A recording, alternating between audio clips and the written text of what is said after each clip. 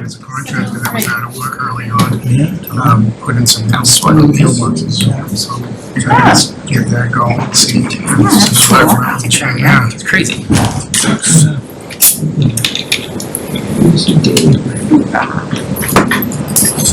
Seven, 8, 9.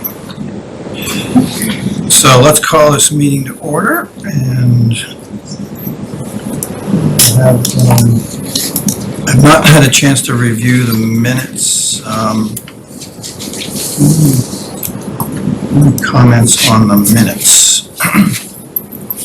I did send Julie one comment earlier. It was just a save as typo, but I think you've already updated it, yes, in your resend, so I'm good.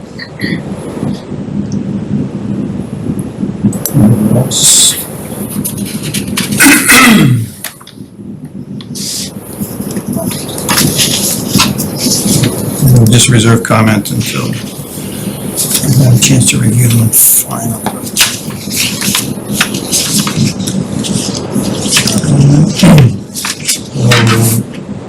Give a motion to accept the minutes. Make the motion, the minutes we accepted as posted.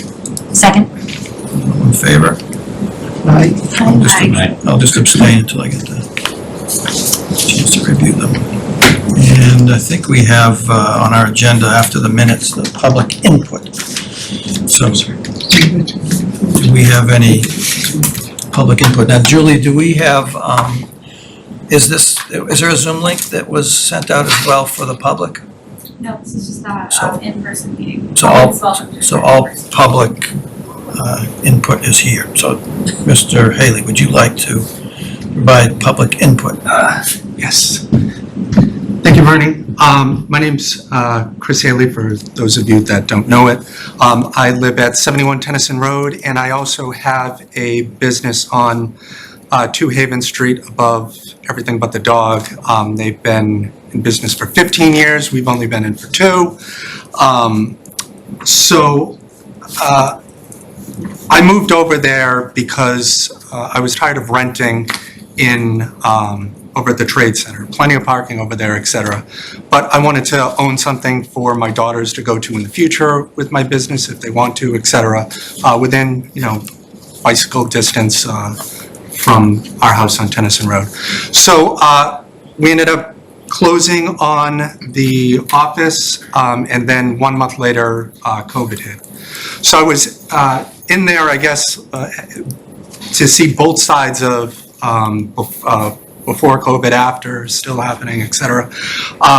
And immediately, within being there for a week, I noticed that there was absolutely 0 employee parking. So when I went and looked at the unit, there was, the 30-minute spots, etc. I parked in, everything was great. But within, like I said, in a week, I could tell there was a massive issue with the employee parking. And then over time, it just became clear that it was the employees that were the issue and not the customers of everyone over there. My business has 0 walk-in traffic. I'm completely different. I don't need any people coming, etc. It's all, I have 4 employees in my office, so that's that. So essentially, I saw before COVID, after, the train station was packed all the time. You couldn't find a single spot over there ever. Now it's a complete ghost town. There's a taxi stand outside there. I don't even know what a taxi looks like at this point. I've never seen anything in it because my window overlooks that entire area over there. So essentially, I don't know if it's been proposed or not by anyone here. I believe from watching one of your meetings, it was briefly mentioned that outside of Gould Street, Green Tomato area, there's about 16 or 17 two-hour spots that are there now. I think if you guys are getting rid of the employee parking in the Brandy Court thing behind the office that I have, there's about 16, 17 spots in there. So if you move them out to the 2-hour spots that are currently being completely unused, it kind of satisfies the shift from one to the other. The problem is, in my building, there's at least 15, 16 people minimum already to begin with. So you're already losing, you're behind the entire game because The spots can't even fit my building, let alone every other business that's over there. So you're gonna have to come up with another way to accumulate at least double the amount of spots. And by moving them out to Woburn Street up there on the strip, and off streets or whatever, could also accommodate for the missing spots if you can't do across from Gold Street. That's currently the 2-hour spots, 16, 17. Also, I had the unique opportunity to drive my wife to the airport last week, and I dropped her off and then came to work at 6:30, the first time probably ever that I will ever do it, and probably last time. And then pulling into the Brandy Court parking lot, I could not believe, I took a picture because it was just crazy to me. 6:30 in the morning, and I have these, I can pass them around. There was about 10 to 15 cars in the parking lot, and there was 3 people already in the employee spots. You can't see the one over there. This car has actually been there the entire week. I just noticed it now because I just wanted to count the amount of spots that were over there. But as you can see here, either I didn't go and take license plate or whatever, the police can do that. But people seem to be either parking overnight or magically they're dropping people off at the airport and showing up at 6:30 in the morning over here, which I doubt. But it seems as if, obviously, you guys have the problem with no parking enforcement officer that hopefully is being corrected relatively soon. But I think there's a massive issue back here that is being neglected. Having the 1.25 car ratio, et cetera, all of that stuff sounds great, but my building, there's 1 spot for each unit. And we have 4 people, like, even us, we wouldn't be able to, that doesn't suffice that amount. So that's something else to think looking forward. The Gold Street green tomato thing that's going up there, if they lose the spots over there, forget about it. It's just something has to be done. I know you guys have a tall task ahead of you, and I don't know if you have any questions that I can give my unique experience on everything over here, but it's definitely long overdue. I like the kiosk idea that you guys have come up with. I think it would work in the Brandy Court parking lot, having one at both ends on an island, as long as you're not taking up spots. I think 2 hours seems good enough for all the businesses that are there, and then employees are on the outskirts, unlimited, obviously. But that's essentially what I got. So,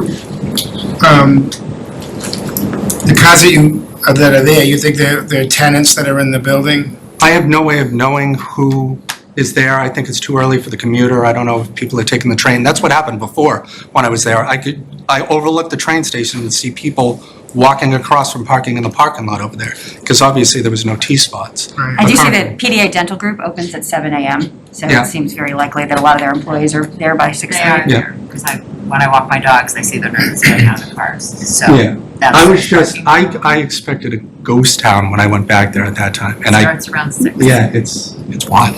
So I'm sorry, are you, you keep referring to us as if you're not us. Have you recused yourself from this committee, or are you just having a I'm here for role-playing public exercise this comment. evening? I know you're here for public, like, Yes. I can only talk about this stuff as part of a resident and business owner in Reading, and that is what I'm doing right now. but are you coming back? Yes. Okay, no, I'm confused because you're Trying to, what you informed me about earlier is he's gonna make a public comment and then rejoin the meeting as a member of the party. So I'm curious, when you say, what spaces exactly are you talking about turning into, So on Gould Street, right on, the map is right here, but the, it's, the former Because lease. there's- yeah, all the blue over here. So the Brandy Court slots here, it's all these green ones right here outside my window from my office is here. It's these spots right here, these about. Oh, High Street.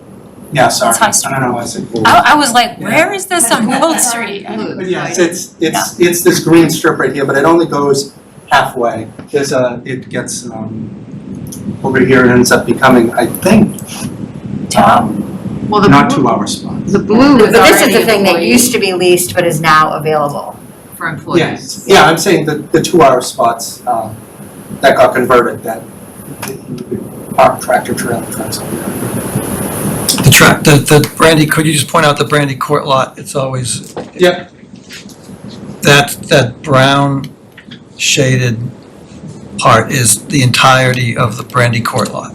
Correct. Pine View, How many Old employee Atlantic. spaces are in Brandy? 15, 16, something There's like that? 15 employee spaces? Yes. And when you say employee, do we mean like town designated employee spaces? The 4-hour or employee parking space. And so Julie, were there, because I remember you saying at one point that the developers of that building, that there had been a little, do they also, besides what is under the building, are there any Sorry, which spaces? building are you Oh, talking I'm sorry, the artist formerly known as Atlantic, 30, about? Yeah, there are spaces under the building. under the building, but is there anything in the outside lot that is owned by, so it's all town? Yes. Okay, So there's some light blue there and there's some brown, and that's all Brandy Court. And then there's the actual Brandy Court, which is green. Yeah, right there, yeah. right, the street. Right, and Yep. those are 2-hour spaces. Yeah, there's 3, I believe, that got converted from the license plate only people. So what, this sounds like a wise guy comment, but I'm absolutely serious. I appreciate wise guys.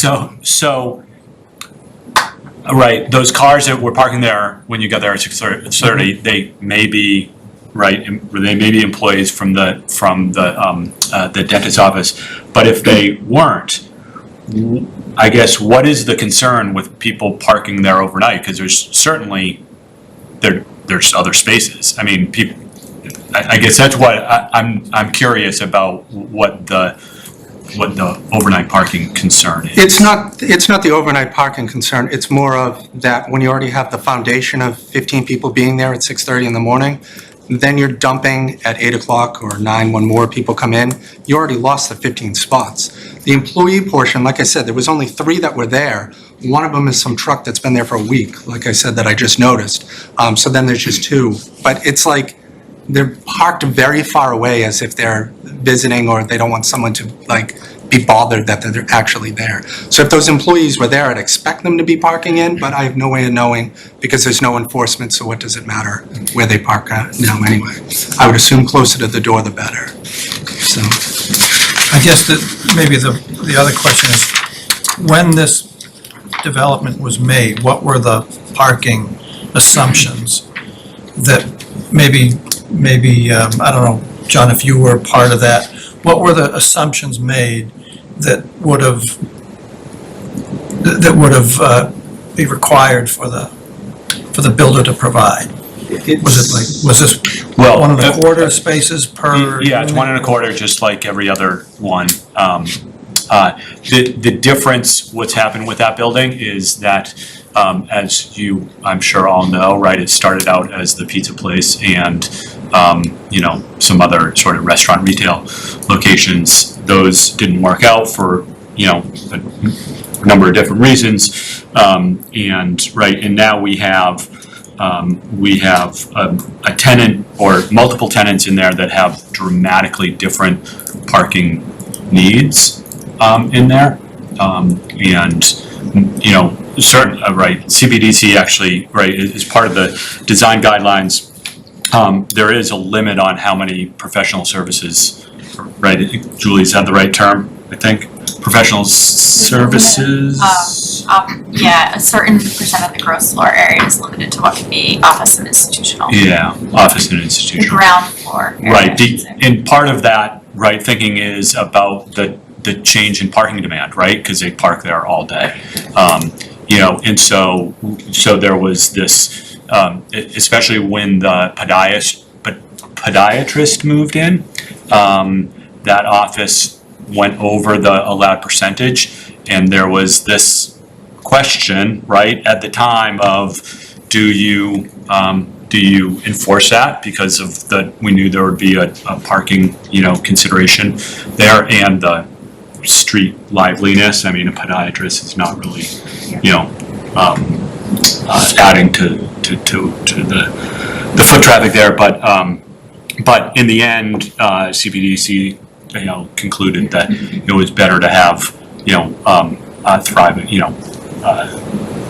ongoing business in there than forcing the owner to leave it empty. I'm not sure that was the right decision, but that was a right decision. What does once the building is built, what control does the CPDC have over who becomes a tenant 5-10 years from when it's built. I don't understand that. Does the CBDC have to approve every tenant that comes and goes out of that building? If it's over, they're only allowed to have a certain percentage of office and institutional uses in the building. That is fascinating and like really important to, I think, for the December 1st and December 6th meetings for the public, because I had not been aware of How that. is that, but how is it possible for CPDC to control what the landlord? Because the landlord signed, like, agreed to the terms, like, I built this thing and I will never let it Yeah, get but the over building X. could be sold to a different landlord. And they are That's- under the terms of two. Right, So it's a all of deed those restriction? conditions. Is it a deed restriction on the property? How is it carried over, I guess is the question. Well, so when they get a site plan review done, right, that's the conditions that they operate under. And if they're not operating under those conditions, then the building inspector can issue fines, essentially. So I got a waiver. So they did get a waiver. So anybody coming in after is gonna say, I want a waiver too. And I think we've all learned. There's no, since now is right, no. site plan, unlike zoning, ZBA, site plan, there is no precedent, right? So each case is individual, and, right, and each time is individual. So if they move out, there's nothing saying that CBDC would approve another, an increase of the percentage, right? Because times are different and things are different, and, Makes sense. so externalities, I hate using planning terms, but, those impacts from making those decisions change over time, so. So John, can I ask you, so when that building was,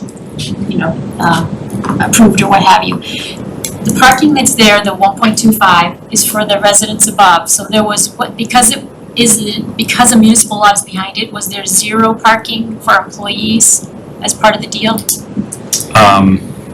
No, we did have a discussion, were you? Yeah, I wasn't here. Are you Yeah, talking about yeah, there was the a, Haven building? Yes. yeah, there was a discussion about employee parking, I do Yeah. recall They that. have 10 spaces in the garage, That's what it 2 was. for each, there are 5 commercial. Oh, okay. Spaces, they have 2 per each commercial tenant. Okay. So In the garage. yeah, the thinking of that was that those would be for, owners or employees, the garage spaces, and that the customers would be using the lot. Okay, but we're hearing that 2, But he's not in 30 Haven, he's in 2 Haven. oh, okay, well, But it's the same regardless, it's parking kind lot. of similar, I mean, Yeah. alright. So there's nothing forcing them, right, you or any of us, I don't need to use my driveway, I can park out on the street. In fact, I do. Just because I do. I actually park out on the street for traffic calming purposes, so that, it's harder to get by. So none of us are required to use our parking spaces that we have on property.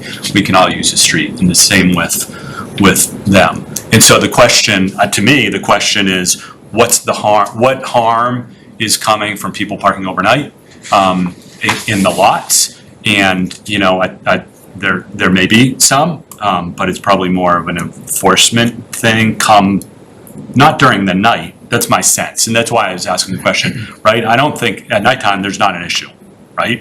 No, It's well, if it it's what goes down. happens during the daytime. In the if morning. In the morning, yeah. And if we have a parking enforcement officer, then maybe that's the first time they do a sweep through there at 7 a.m., So, I know in cities, that's what happens all the time. I was just highlighting it because when your foundation already has this upon it, and then you're dumping a supply that can't meet the demand that's already there to begin with, instead of 15 cars, what if there was 50? It's the same token, like they can park overnight there, there's 50 spots, they can take all 50, but then nobody can park anywhere. So it's more of why are they doing it? That's not up for me to come up with. But the issue isn't that they're overnight. The issue No, is that it's- they're there first thing in the morning, and they're taking And I spots. I'm not gonna sit there and police them and see if they're still there. But I mean, I guess the point's being made is that the design specs said that 1 1/4 was going to be enough. For the For residents, the residents. residents, but, well, the not for residents. commercial, not for Yeah. commercial. So But there was no real spec for the There's commercial. two spaces each for the commercial in 30 Haven, but 2 Haven had no obligation Right. presumably when it was built. Well, exactly, because 30 Haven has its own problem with their tenants presumably, right? So, I'm not sure that so all I'm saying is that the combination of the requirement for parking spaces for commercial and residential have been subsequently waived for whatever reason, and that's created a burden on the overflow of those spaces is putting what should have been on private parking is now being Parking requirements were not waived. Parking requirements of 1.25 have never, ever been waived. no, but Things that have been waived are loading docks. There's a requirement for loading spaces. I thought you just. That has been Pardon me, waived. I'm confused. What was waived was the use, the ability to have an office use, more office use than what was originally planned. Right, so. That's what was waived. It causes some parking issues, we know that, Which is what I was, but you probably pointed it out better than I did, so that we can't rely on the original parking guidelines because they could subsequently, the use could subsequently be waived such that those original specs for parking become inadequate due to the waivers.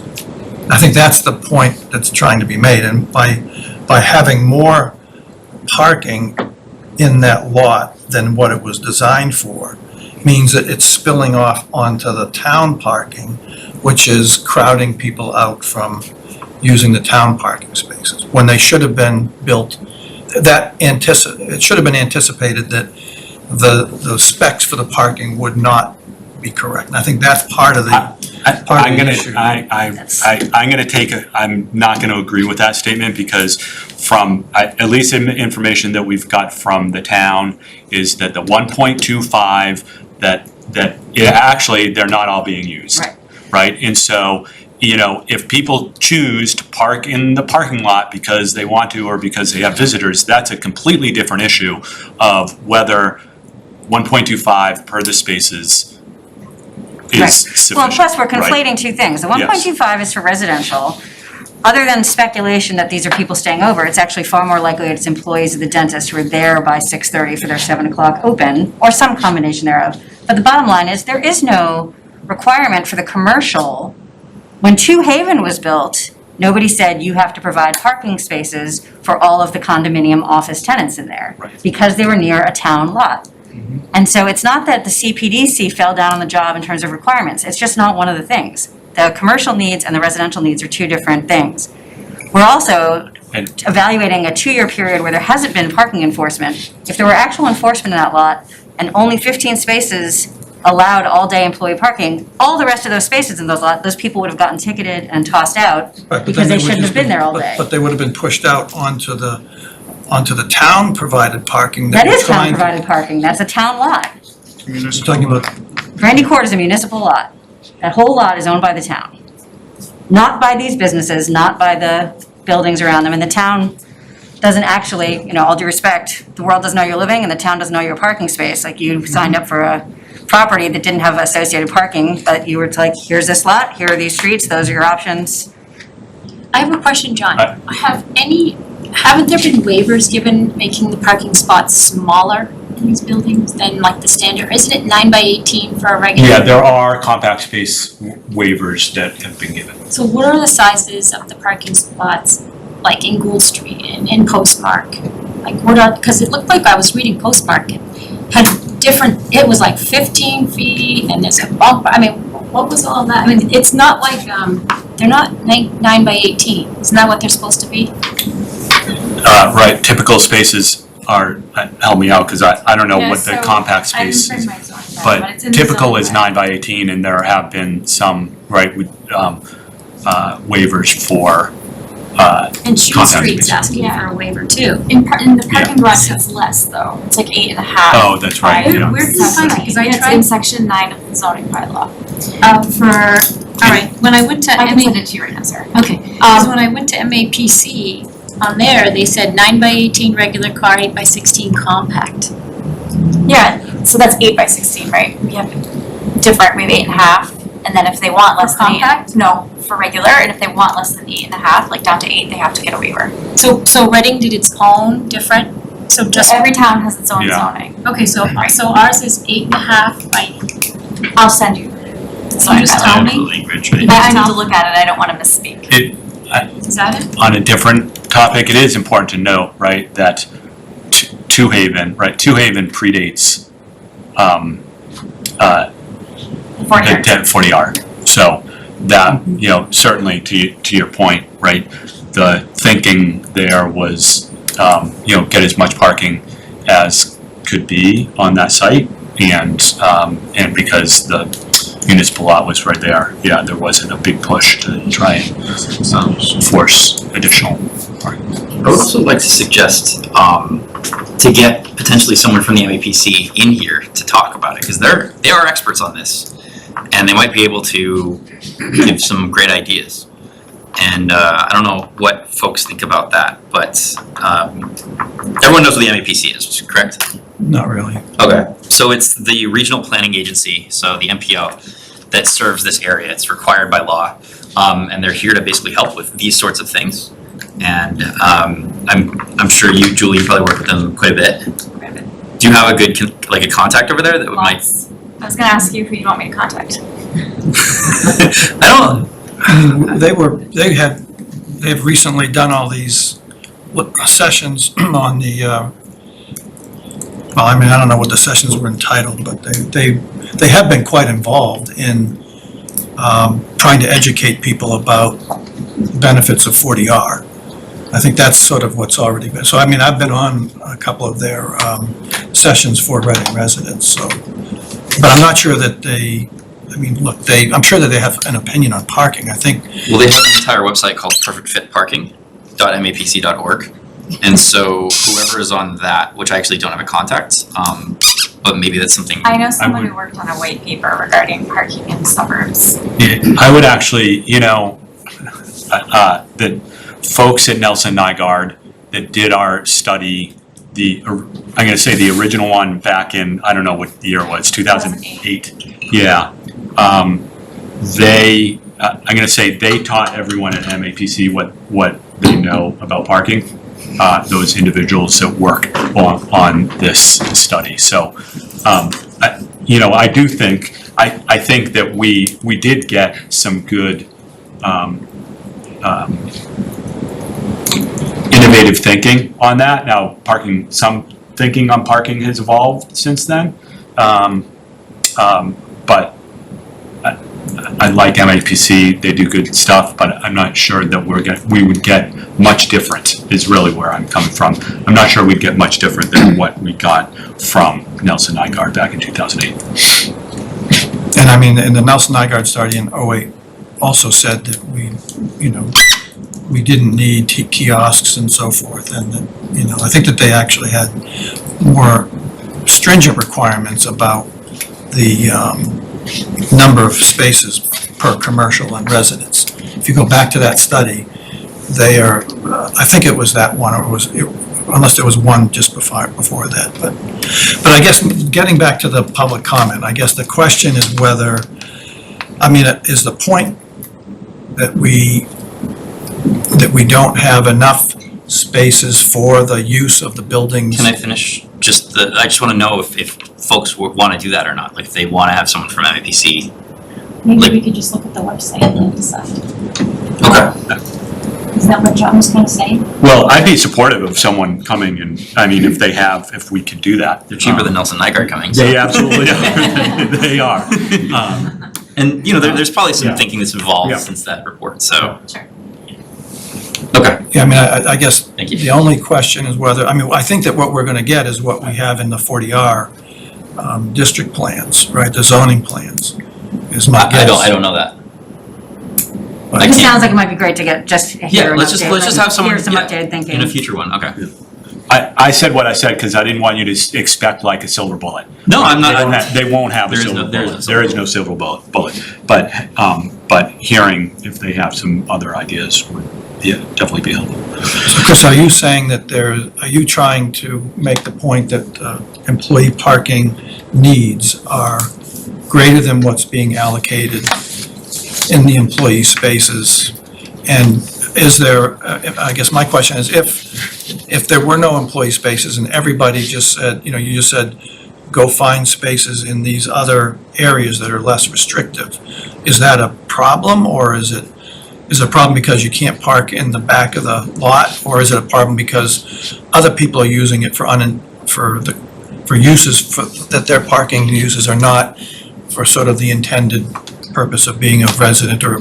So, because I was there while the enforcement officer was there, because myself, my office admin person, all got tickets way back in the day, and then the rest is history. The employees have always been the issue with the amount that's there. There's not enough supply for it. So I would say on any given week, I may find one employee spot or wherever on the 15, 16 that are there. But otherwise, if I'm not there early enough, it's never available. So moving that and getting rid of it, and then, like I said, the 16, 17 over there, all you did was move this to there. You did nothing. Unless you add upon that, I would, if I had to guess, you need at least double the amount of spots. So you're gonna have to come up with another 16, 17 spots. If that backlot goes customers only or whatever, you've got to come up with another 16, 17 spots to be able to meet the demand. Because as soon as you take that and put it out here, that's going to all become full. And when you say out here, do you mean High Street? Is that what you're? Yeah, so basically, if you move the employee spots that are in here, and you move them out to here in the 2-hour spots that are there, all you did was move this to there. Yeah, no, You're not now there. gonna have to. Here, this is what's being underutilized right now. How many spots is the former? Is that by the train station? 41 spots that people here don't realize that they have access to. It's 41 spots. So if you make that specifically employee parking, with the permit. But and tell people weren't they like, here you go. formerly, wasn't that formerly commuter rail parking before it got to be leased? Yeah, it was Before the lease, I'm talking about before the lease. And the discussions have been putting signage on Woburn to make it employee or 2 or 4 hour parking, whatever it is that we have on paper. So it's, yes, getting them out of the lot, we're creating more spaces in other places. That's the intention. And I had not thought of those other spaces on High that you're talking about, so I'm sure we can talk about that. But I don't hear any conversation of any employees going up to Woburn Street, and that's a big Yeah, that's part of part it of too. the You're exactly right. So the reason I didn't bring that up is because when I moved in, these spots were the license plate spots, the signed ones. Back right before COVID hit, they were all the license plate ones where people could park. And the waiting list for it was, I was never getting a spot. So last year, Julie, that was what they did vote on, is to make those employee parking spaces when this started. So Yes. are people not parking there, employees? Probably not. 'cause They're not, they have don't, to. because there's been no enforcement, so they've just been staying in the lot. And or, I think many people don't actually realize those are available. That's part of the To education. Liz's point, I will be honest, that's all I ever am. Even I don't know that you can park there. And I can't tell you a single person that's parking there because I don't even look or know. Because I never go that way. It's always right up Woburn Street. I never go this way ever. So if you wanted me to tell you how many people park there, I can't tell you. Spread the word. Yes. So currently, if it's like that, like I said, once you dump this and get rid of it, it's gotta go somewhere. So in theory, I can't tell you who's using these spots. Maybe they are, maybe they aren't. But I just think that I don't think that you have an adequate supply if you move everyone out of there. Like I said, I'm gonna be able to walk. I don't know about the employees and everything else. If you put them only up to High Street up there, I don't know how you can expect a 65-year-old employee or whatever to walk there in the snow. Like, so I don't know what the right answer to that is. You can't just, give people special parking spots because they're elderly or disabled and they're deciding to walk to work from their spot. Like, I don't know what you're gonna do in that situation. So is the issue also that there's there's enough 2-hour parking that it doesn't provide as many options? Yeah, so the Brandy Court lot, I will 9 times out of 10 will always find a spot in there, but I'm just parking because there's no enforcement. Yeah, but you can't technically park there because it's 2 or 4 hours, right? It's 4 hours, yes. So, Yep. but all I'm saying, I guess, is that if the other spaces around there were not restricted to 2 or 4, then people could park there as well.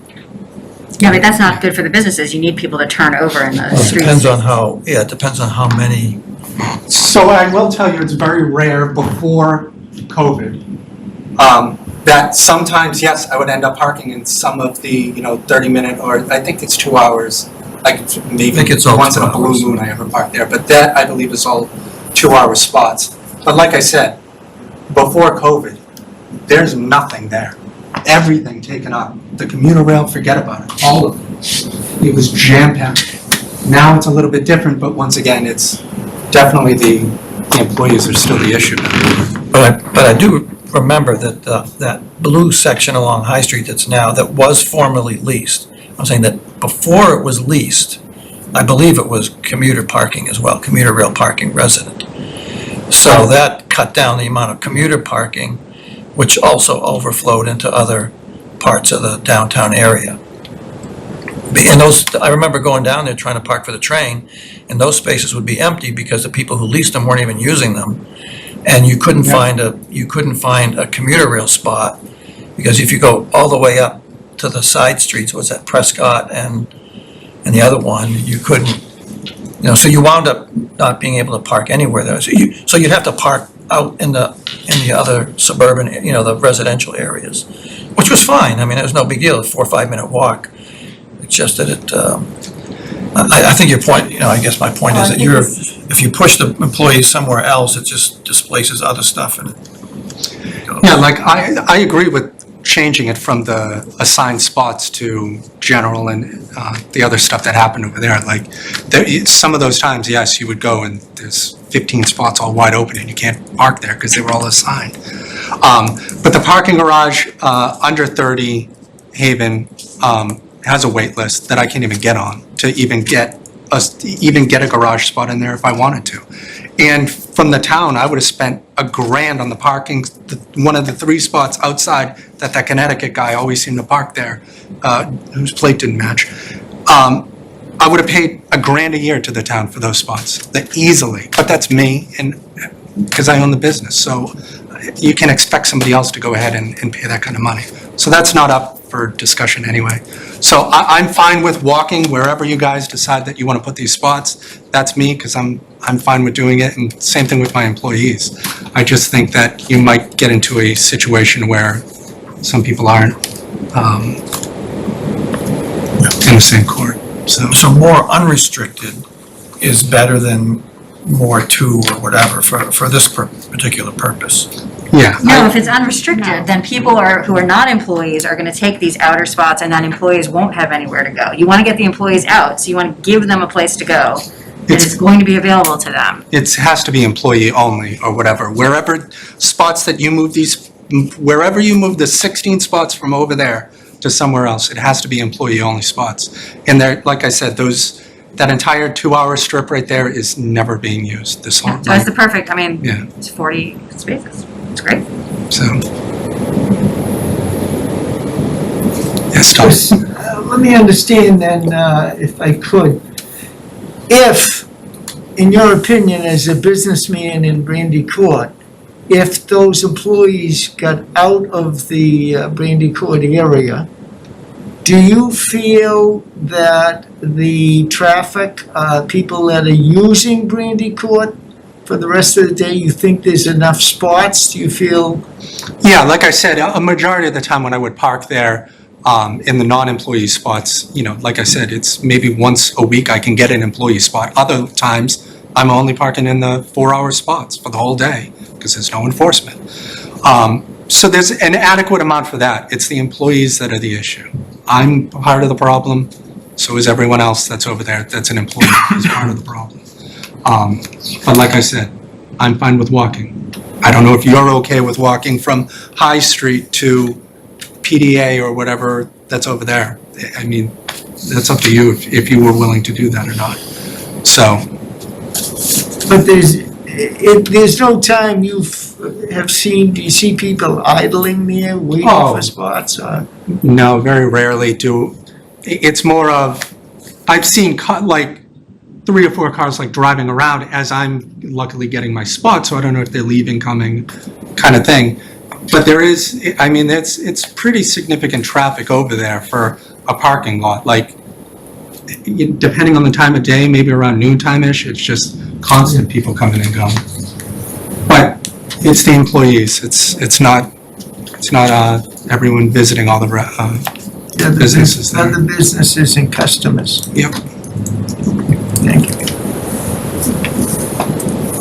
But again, just as you say, if you then take more parking that's either 2 hour or whatever, you're gonna then, whoever was parking there for 2 hours or Nobody 4 else. hours. In this green strip right here? Maybe not right now, but I'm saying that Yeah. if we get back to normal, But that's the thing, like, even if we got back to normal, I can't say because those spots were commuter or assigned, whatever they were before, I could see that's why they were full. But I don't know why all those 2-hour spots would become full if Brandy Court was available and had the other similar amount of spots free in the back for them. Because if you're going to PDA or whatever other business is here, you're not caring about this kind of stuff. If you take this, put it here, currently, there's nobody here at all. is that because it's, It's 2-hour spots, there's no real reason. For Green Tomato and everyone coming and going is always parking on the spots that are on the street typically. They're not pulling into those spots, from what I've seen. Like I said, before COVID, I don't know what those were, if they were assigned spots or whatever, but whatever they were 100% full yeah, prior to this. that's what I'm, Currently, the 2 hours is nothing. If you get rid of the 2 hours, no one's gonna care, no one's parking there anyway. no, I guess my point is that my whole mind is not today. I completely wipe out today's experience from my mind. I'm just saying that if you go back to pre-COVID and even you add on the development that's occurred, that pre-COVID, those were always being used. Yes, but they weren't 2-hour spots though. Well, I'm not sure what they were, but pre-COVID, I thought that, is that commuter rail parking? I believe it was commuter rail, wasn't it? Isn't that right next to the train tracks, or am I, It Are you is, talking yeah. the green or the blue? the green? The green, Because that's what he's talking It- it about. is. correct. Isn't that Okay, so commuter right rail here- parking? So And that's resident commuter rail this parking? is 2 hour, this is 2 hour. What- The red is commuter rail. And these are those spaces that were opened up. Okay, so that's So these are across the absolutely being street, used that's now, across not the all street day, from the. people are in and out of them, I park in them myself all the time, if I run down to Green Tomato, or if I'm going over here and couldn't get a spot right out front, then I'll park over here. So aren't they employee, resident from 6:30 to 10:30 and then 2 hour? These guys? No, No, I think they're just 2 hour. it's just. Looks like that was commuter rail and it's converted to 2 hour. Yeah, so That means that the you have to commuter- see the there's red- the red there's a difference lines. between this strip and that one. Yeah, So and this is Yeah, the this is on-street commuter part. rail. So we've reduced the commuter rail parking. This is the parallel, this is the That- nose in. Yeah, that red used to go all the way down that. So that's what I'm mentioning, and that was done Right, before. so this is now available. This is where we can move the employees from here, right here. They're currently. Or it could be commuter rail too, I mean, it could. We don't need to accommodate the commuter rail. That's Yes, we do not need what to. we're trying to Yes, solve right now. yes, we Well, do need to one commute. thing that we do need to sort of understand what our assumption's gonna be is how much is commuter rail demand for parking going back to 2019 or not? Probably not. It's, if you listen to the MBTA, it's not. Right, It's not. a lot of people are gonna be working from home. Yeah, continue working yeah. from home. Or hybrid, so they're only But going it in should, some but that days. space should be able to flex between the two. Absolutely.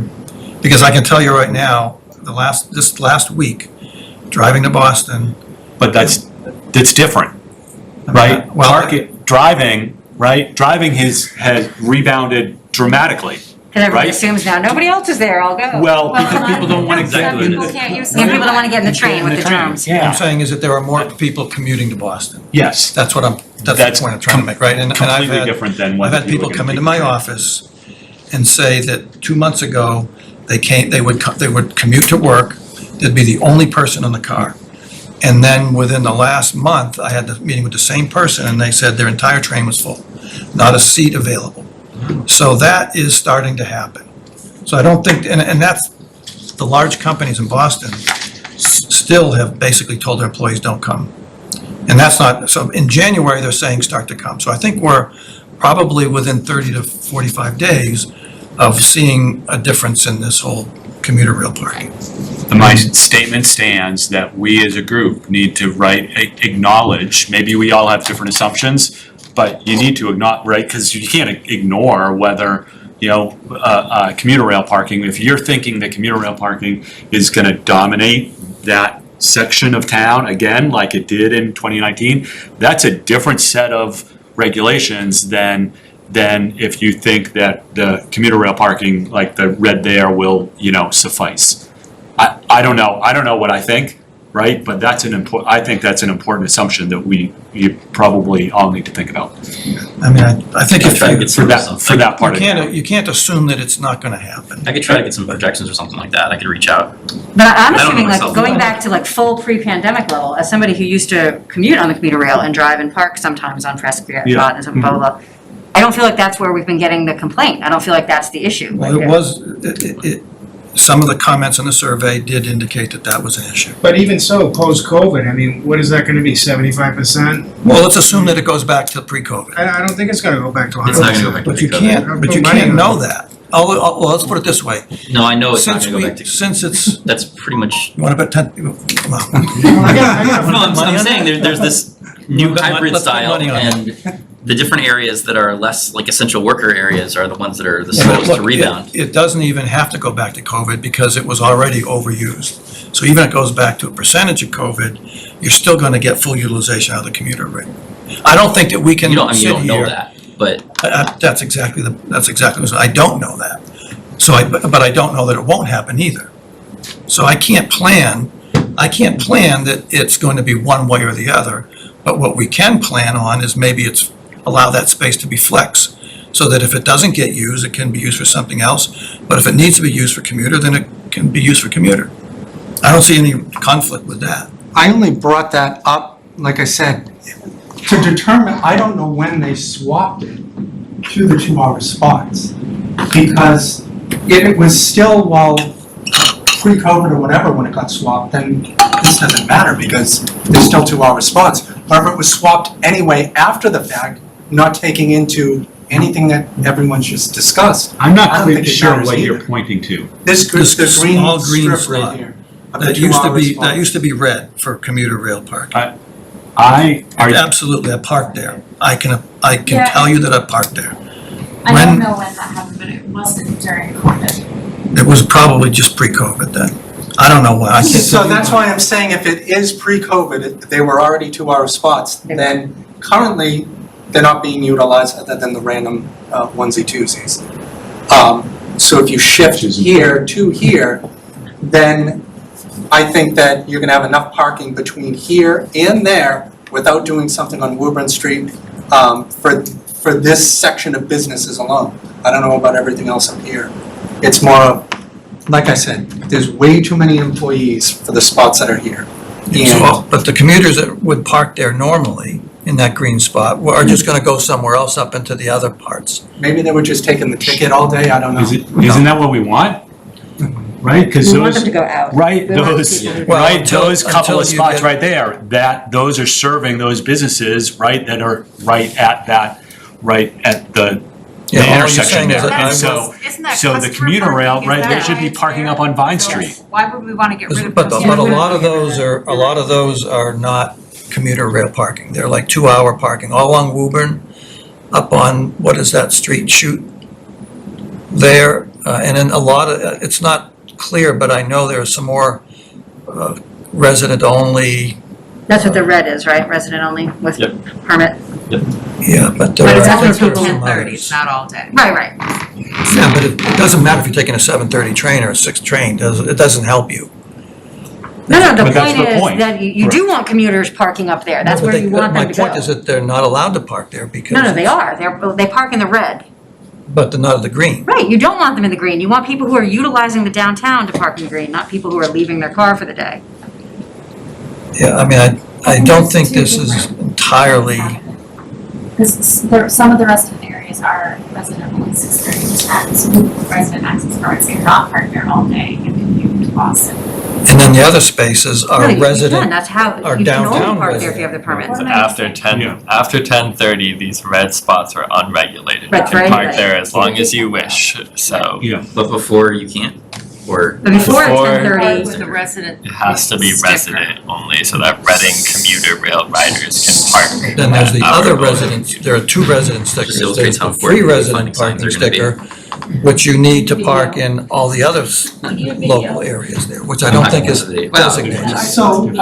So are you saying that these, the red strip, Exit option. Andrew, right here is commuter, after 10 o'clock, anyone can park in these spots? Yes. yes, So. that's true for the whole lot, anything in red. Yeah, so in essence, if you take the If you have a, employees if and you have put a them here, resident. then the businesses can still get use after 10:30 Well, the red, from all of these spots You over don't- there. you don't need to take this away from your customers, you have this much that you can put the employees in. I don't think you are taking into account the amount of employees. 41 spots. Do we have the census of employees in that building? Like I said, in my building alone, so I'm just 4 out of me. I would have to judge that, I said earlier, like 15, but there's no real, I don't know how many people are there. I'm talking I about would the say there's at least dentist, you 30. said, was how many employees are at the dentist, do we know? Well, the dentist is at 30 here, so that's They all different. drive? Do we know that they all drive? That's over But they're here. more over, and I don't even know But in how. New Haven, you have the orthodontist, but other than that, if most of it is, so like my financial advisor is there, he only goes in like 2 days a week, then you have the production company, they're not there every day, and it's all these like officey things Yeah, that's not. that they're us. flexing, and that was pre-COVID, by the way, this is not just that Yeah, they're flexing that's now. But no, I'm just trying to say, how many employees are employed in that? Right, and those New employees are Haven. not all there at the same time either, like, so I mean, I don't couple drive. loose employees Well, are I not get- necessarily all working an 8-hour shift, they might be doing a 5 and a 5, or, you I know. guess I don't understand why Woburn Street is being completely ignored. You're right. Because it's- it's, because it's 2 hours. Something- So employees should go here and here, like that's gonna be that should be the overflow. Yeah, from I'm here. saying you can't, no matter what, if you get rid of this, they gotta go somewhere, Right, because there's and way that's- too many. That's where it is. So what's your proposal? That's what I don't get. What's your For proposal? me, to counter Liz's point, I think that you can't, by dumping spots up here onto Woburn Street and High Street, once again, I'm going to be able to do that. No, but I what's your don't think proposal? other- What's So your for- proposal? To take the employee spots, move them over here to the new 2-hour spots that are over here. This entire lot becomes the same 2-hour kiosk only kind of scenario that's gonna be happening at the CVS lot. And then for Woburn Street as well, having employee spots in the green section that's over here. But it has to get striped for it. There's no like. Doesn't have to you get striped, it just needs signs. Yeah, Yeah. well, you get the impression when you're over there that you're not supposed to park there, even though you can, because it's not highlighted for you to do it. It's Striping monumental. is important because there's driveways there. Yeah. People don't, they go up too close to people's driveways. Yeah. You know, at least initially you need to stripe it, you know. So that's what I'm saying. Perhaps parking garage in the future, et cetera, but that's more warranted behind CVS for the amount of stuff that happens over here. Here it's the employees. There it could be, you'll figure it out. Why didn't you like employees parking along High Street and Woburn Street? He seems to think everyone's decrepit and can't make the walk. All I'm saying is all it takes is one. Some All it people are. And takes that is one one person could have a employee. handicap, they would have a handicap They placard. might not be We're not fully talking about handicapped, handicapped just people. not really. Yeah. All I know is I have employees over 60 who walk to work for me right now, and they would absolutely be mortified to hear this discussion that they might be imperiled. Agreed. I'm just saying, My all it dad's takes 84 at the is same one person, it doesn't matter who it is, it could be some 25-year-old asthmatic that can't walk long distances, and now all of a sudden, That's not, we're but not that's gonna- just we're life. not People are sick But because they that's don't not walk a enough. problem. We're not changing the I don't- entire The reason why these people are sick is because I'm they not don't walk saying enough, that- because they drive too That's much. not true. It's a lot true. I'm telling you, Yeah. the stats are right there. Driving is like the most unhealthy thing you can do. That's not the I reality. just think that I'm not it's- saying 100%, it's- I know it's not 100%, but a hard percent. You wanna ride your bike into town next week with me? If That's you more wanna run- healthy if- than, if that's more that's healthy something- than what you're doing, so let's, I'll call you after the meeting. I went, I I've do been have running every something morning, else. so I wake, what's your point? No, that's- We're not getting, I I'm not think- gonna argue, I'm not having a pissing match with you. It's now been almost an hour. So, I mean, I guess we've, Yeah, let's move Yeah, on. it's moving along. I mean, I think, yeah, Thank you for your I public guess- comment. Thank you. Yes, Appreciate it. All you guys have a big job ahead of you. tell us how great our committee is. I would have to, the biggest thing that I've learned since I've been paying attention in Reading is the amount of volunteers that I don't think they get enough credit because it's almost like a full-time job. Who wants to sit here for 5 hours for free is essentially what you're all doing. And it's a big commitment and you should be commended for it. That's the biggest thing I've learned. There's so many of all of you all in town. It's a nice place to live. There's a lot of people that are willing to put the time in and get absolutely nothing in return. That's what it comes down to. So, thank you all. I would say I'm late for a meeting, but I use that joke. find my public input. I gather we have no other public input. Julie, are you gonna make a public input comment? Just Talk to us checking. about something. Tell us something, just while you're sitting there. I'm taking notes for you. I gotta get my glasses. Let's make sure I've got so many documents open here that I am trying to find to make sure I'm not in the wrong document. Attending tonight's Are meeting. we gonna add He said he John's, forgot his glasses. He's getting his glasses. Oh, okay. Yeah, I don't. I've been wearing glasses, that's hilarious. So the next thing I have is review parking survey data and other data. Do we Oh, please, Lord, I let's think not review it again. we've reviewed the parking Yeah. survey data. Do we have any other data? I have one quick question for John, because you're the CPDC rep. So I just want to be clear about the parking garage sizes. So it's 8.5 feet by 17 for the garages, right? If that's what So I actually opened up a document from the It's right town. That is correct. Oh, Right there. So I just want to know, is that the size of the spaces in all these garages, or have they been reduced in the garages, aside from being a compact? We have, no. Can I read No. aloud, because Sure. that's just a partial thing. It is standard parking dimensions, 9 by 18 for regular off-street, 8.5 by 17 for regular enclosed, 8 by 16 for compact enclosed, 8 feet wide for handicap with access aisle. Okay, great. I just want to know, like, is that what people are doing? Like, that's what they are? We, I can't recall, and that sounds very lawyerish. I don't think that we've ever waived the size of regular parking spaces. We have, allowed compact spaces, but we haven't allowed reduced size, regular car spaces. Right, there also, I think there's a difference sometimes between what gets approved and what gets built. So Whose job is it to follow up and make sure it's built as it was approved? that's there's a complex answer to that can't truly be answered. Because that's part of our weak link in the system. Because when the chief Well- was here, he told us himself they had talked to some people who had large cars and said Yeah. they couldn't fit into their parking. So if that spot is 8.5 by 17 and they can't fit their car in, then something's off, you know what I mean? Like. Well, if you're talking about the Well- postmark, there were some specific problems with that have been mitigated by alternate. It's Not not talking clear just that about they're postmark, because I was also going around doing the surveys, I went case to downtown 2 different Saturdays, and I talked to several people who were parking their cars on the street, not just postmark, that had large cars, you know what I mean? And so if it's 8.5 by 17 isn't doing it, then we need to look at changing that number. Or if they aren't in 8.5 by 17 like they were told to be, then what happens? Like, Well, I will say for sure, we are not designing, this has been the standard parking space in Reading ever since I was on CBDC. So 15 years.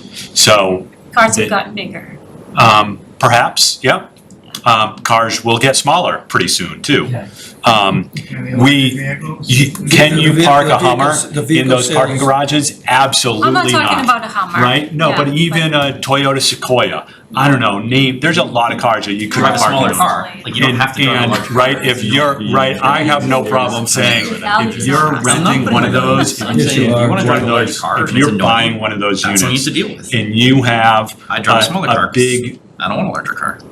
Dodge One van person talking pickup, at a time. and you think that you're gonna, easily park in a garage, and when you can't, you go complain to everyone, that's not the town's problem. That's not any of ours problem. Agreed. Well, but if the parking spaces were sufficient for those cars, then they wouldn't spill over onto public parking. If the design guidelines were such that it did anticipate the issue that people do buy these cars, and the sales data on cars is When- overwhelming that people are buying SUVs. I will say, a business failure, when people make bad business decisions, it's not the town's fault, right? When Oh, people, but the town, I guess my point is. and that's not, right? That's not our job. It's not our job. Have rippling effects, I would think. It does, absolutely does. Yeah, Plus, I the would posit that if correlation. you guys have issues with some of these regulations, that a great place to talk about that would be at the planning meeting, not at the, like, we can't Yeah. control parking space sizes in private-owned True.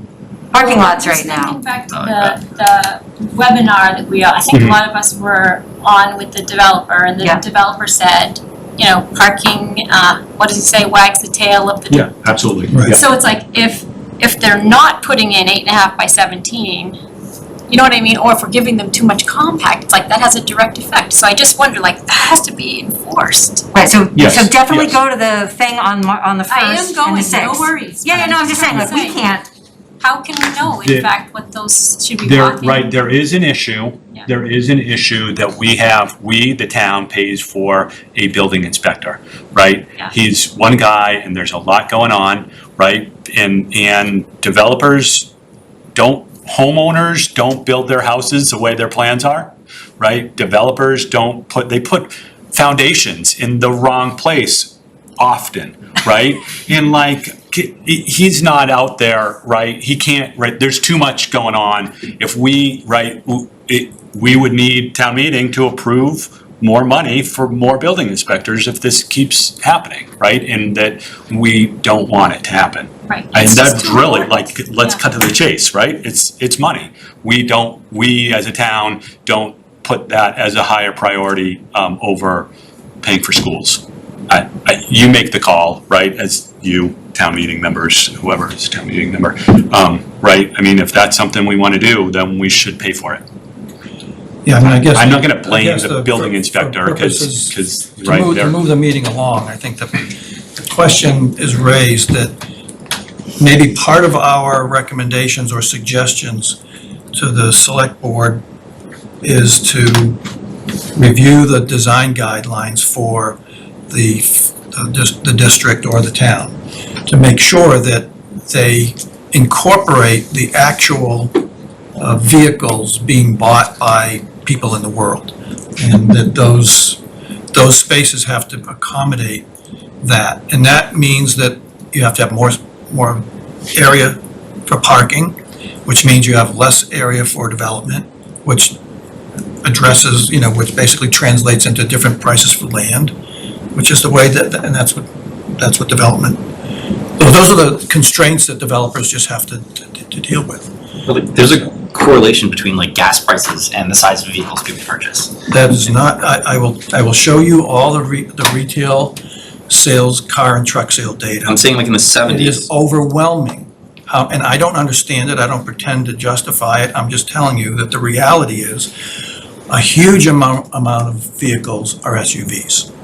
That is just the way of the world. Because we've had cheap gas lately. No, it's, that has persisted What do you mean, no? through, that, we've had I s- record low because- gas. Yeah, thank you. Record low gas. Yeah, No, we've, even- when's the last time we had a gas hike? even Gas during high-priced gas times, SUV sales persisted I will, high. Yeah. I can show you the data. let's It's move not- on, It's but not, yeah, I agree, we should move on. let's move on. so as far as parking recommendations, that is, sounds like that's something that might be part of our report. Because it's affecting the, Yep, we get it. spill over into other things.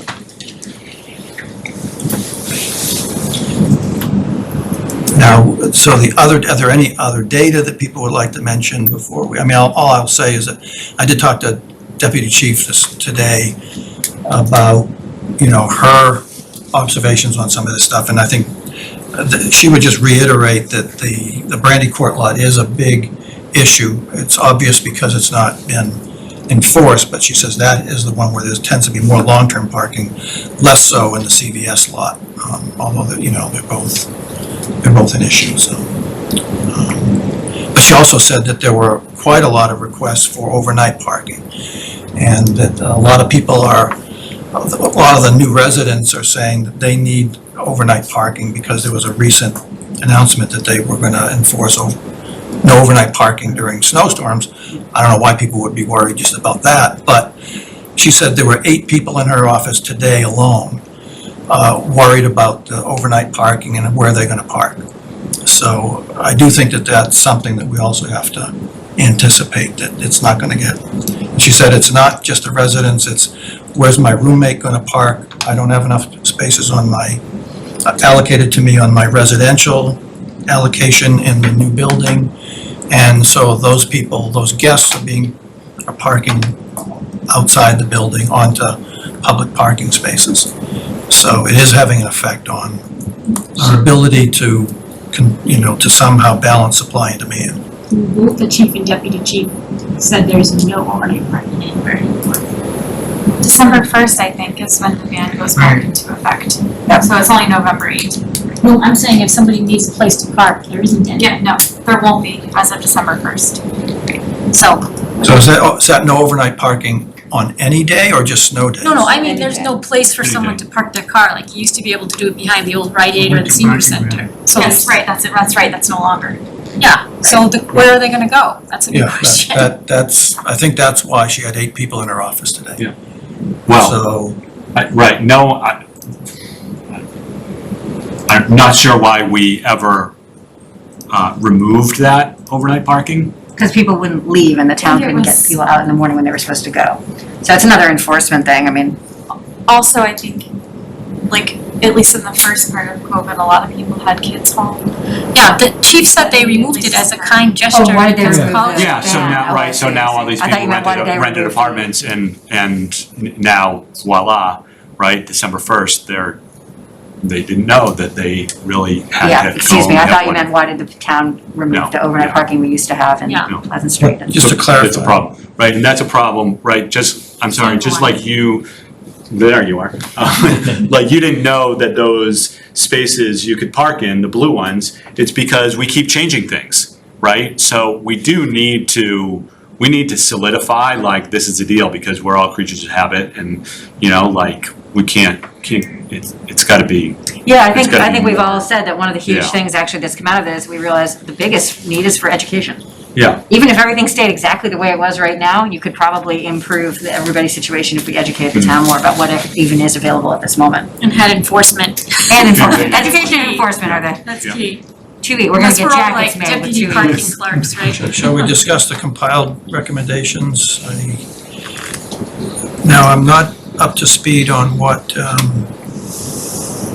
did the email that you sent out this morning, I think it was, Julie, is that the most up-to-date? As far as I know, like, unless Karen. I didn't make any changes. Yeah, okay, so that I is. think John filled it out over there. John filled his Oh. out, or is still filling it out, it's a long document. It is, and I'm talking more than filling. I just want to You can say, get back to us. I found in the Congressional Budget Office a report that basically links, it shows a variety of studies that link gas prices to purchasing of smaller cars. So driver behavior, or We consumer move on, behavior could does we- change. I mean, I just want to say this. helpful, Oh, you but I'm go on not so sure many that- tangents. I'm okay to go on I a thought we were on the 15-second tangent. subject of, I thought we We were were waiting on on the you subject to of fill the the thing. recommendations, so. That's all I want to say. Well, let's put it this way, That's all I we wanted to can say. take it offline and I'll show you the data that the. I just showed you the data. You gentlemen can show each other data later. We all look forward to hearing about it. To No, make a I have TikTok. no interest in doing that. So, are you adding some recommendations? John, is that the? No, I was just putting Putting his initials. my votes in. Oh, okay, because you weren't here at the last meeting. Now I got it. Okay. So I will add this to the chart. I saw part of it. So fun. Do you have any comments about the chart? I was gonna say, if anybody had a not sure, are they sure about it? I mean, shouldn't we? I feel like everybody should probably look at it again to see if they change their mind. Because maybe not now, because it's a laborious document. Oh, tomorrow. You know, at some point, just, because I think, aren't we gonna discuss these in further detail eventually? Or are we talking about street by street? What exactly are we doing? I know we didn't finish the street by street. I don't know if we want to talk about that or not. Is that still on this revised list? I guess it is, yeah, down at the bottom. And then maybe, how do we approach forming a set of recommendations based on this? I think these are useful points. I mean, these are useful recommendations. Primarily, they've come from the 8 people here, right? Or 9 people here. I'm not sure that we have, necessarily the input as well from our survey or prior surveys. I mean, I guess that's the only thing. That's the only thing that I would say may be worth considering, because as we go through, if the 8 of us have if the 9 of us have these as our suggestions, and then we go to the public and say, here are the suggestions, but none of the public, a large part of the public suggestions are not in here, then we risk getting a big backlash that said, you did the survey, you heard our suggestions, and you ignored them all. I mean, that's the only thing I don't know how so that's just an observation. Did we ignore them all? I mean, I don't think we've ignored, I think we've absolutely incorporated what we've been hearing. Well, I think there are some, yeah, I mean, I think that there could be a difference in the recommendations of this group relative to some no of. matter how it shakes out, not everybody's gonna be happy, we already know that. I guarantee you will get complaints no matter what we do.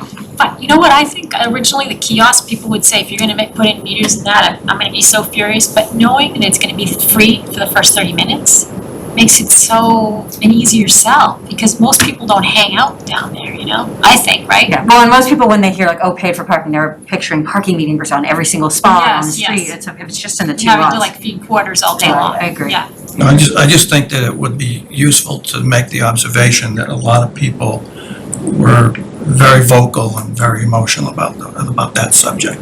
Yeah. To go out and say that this is a unanimous thing, that everybody on the survey supports this and all this, I think it would be an incorrect characterization of I don't think the that's opinions. what our Yeah. purpose is. I think it's like go ahead, sorry. I approach this as based on everything I read in the survey, the people I've talked to, my own experiences. Some of the stuff that I voted yes for, I'm not really for personally, but it's better for the town. So I think we have to tighten this up so that when I hand out the postcards to the 200 neighbors I have, it's gonna say, we're proposing A, B, C, D, E, and that's it. I mean, we're gonna have to somehow tone this down to be something really legible and readable that people can just look at quickly. And then we can have the people come into the forum and tell us what they think. And then they'll maybe give us more information that we may not have heard, but I'm pretty sure we've heard everything from everybody and I know. Yeah, it's not even just what we've heard, it's like for those of us who've been going to these meetings for years, it's like, it's actually pretty consistent, like what the needs are, what the disconnects are, and what people are looking for. And I think part of our job is also to say, yes, we took all your input, and we've done all this research, and our job has been to try to find the best possible solution for the most possible people, and not everyone's gonna love it, but is it better for the greater good, and that's what we're doing. So why don't we just see what John's additions, if any of these numbers change, where if anything is 5 or above, we're supporting it. If anything is 4 or under, we're not. And then if there's 6 or 7 things, now we just narrowed it down to 6 or 7. So I guess it all depends on what John's recommendations are, if it flips any of these or if things stay the same. That seems like the easiest approach. I think for me though, I think 30 minutes is way too short for a kiosk thing. It's gonna annoy the ever-loving wahoo out of everybody. I think if minimum I would be okay with personally is an hour, but I think it should be 2. For free? For I think free, an hour because is we're not reasonable. making the money off the spots. It's more of a shuffling But controls. Bernie's pointed out many times that the survey says people are only here for 15 minutes. Some of them, but a majority it's under 2 hours was the bulk Yeah, of under the 2 people. hours was the bulk of it, and then from But- 2 to 4 was a certain percentage, it wasn't But we dominant. can always tweak it if. Well, there's if it- still free 2-hour parking on the On streets. all the streets, so Which we're is not like if you want taking away the the 2 hours. Luxury lot experience for more than an hour. I agree that an hour feels reasonable, Yeah, but I think 2 hours suddenly you're defeating, like, we're trying to move people in and out of there, like, but it can always be tweaked, I guess. So whatever we Yeah, that's decide, true. it can go up Yeah. or down. it's very true.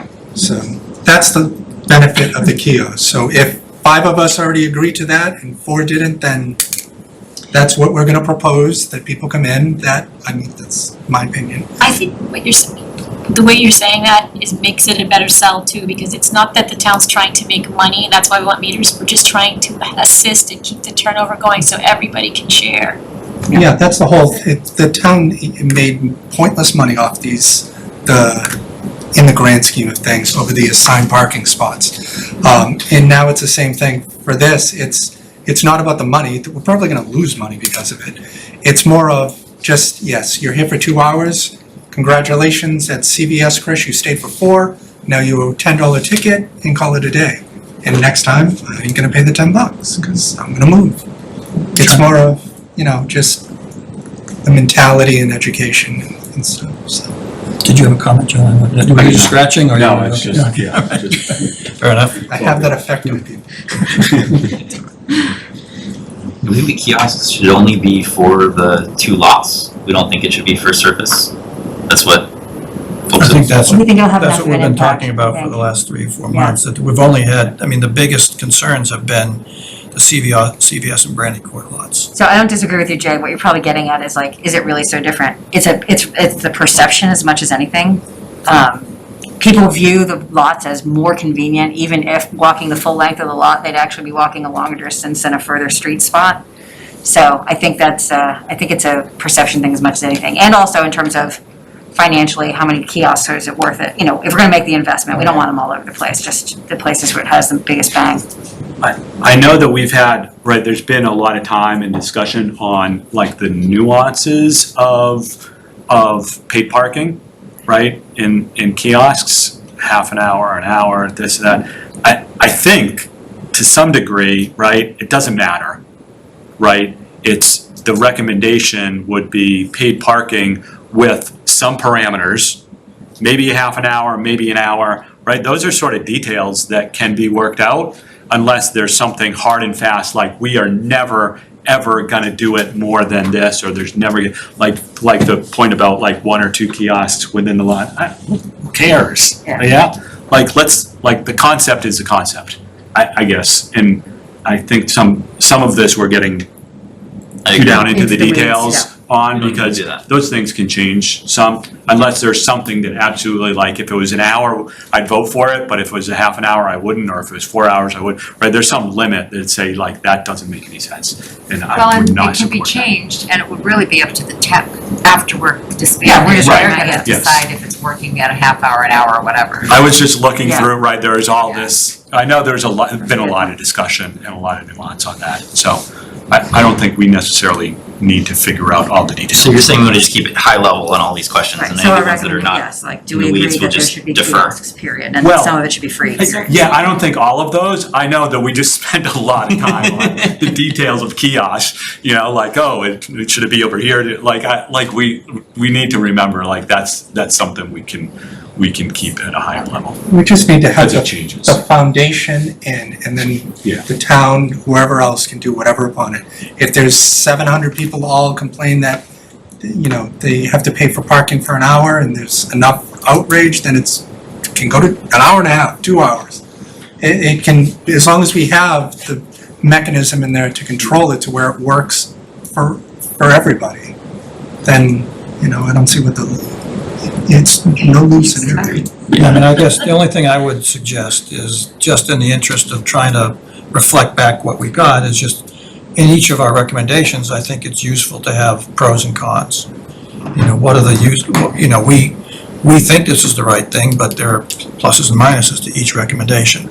And just having that communicated, I think, provides, some outlet for the people who gave their opinions and who might disagree with it. And at the end of the day, we are not going to be making the final decision. So if I was a decision maker, I wouldn't mind hearing that here are the recommendations, but this is why it might work and this is why it might not work.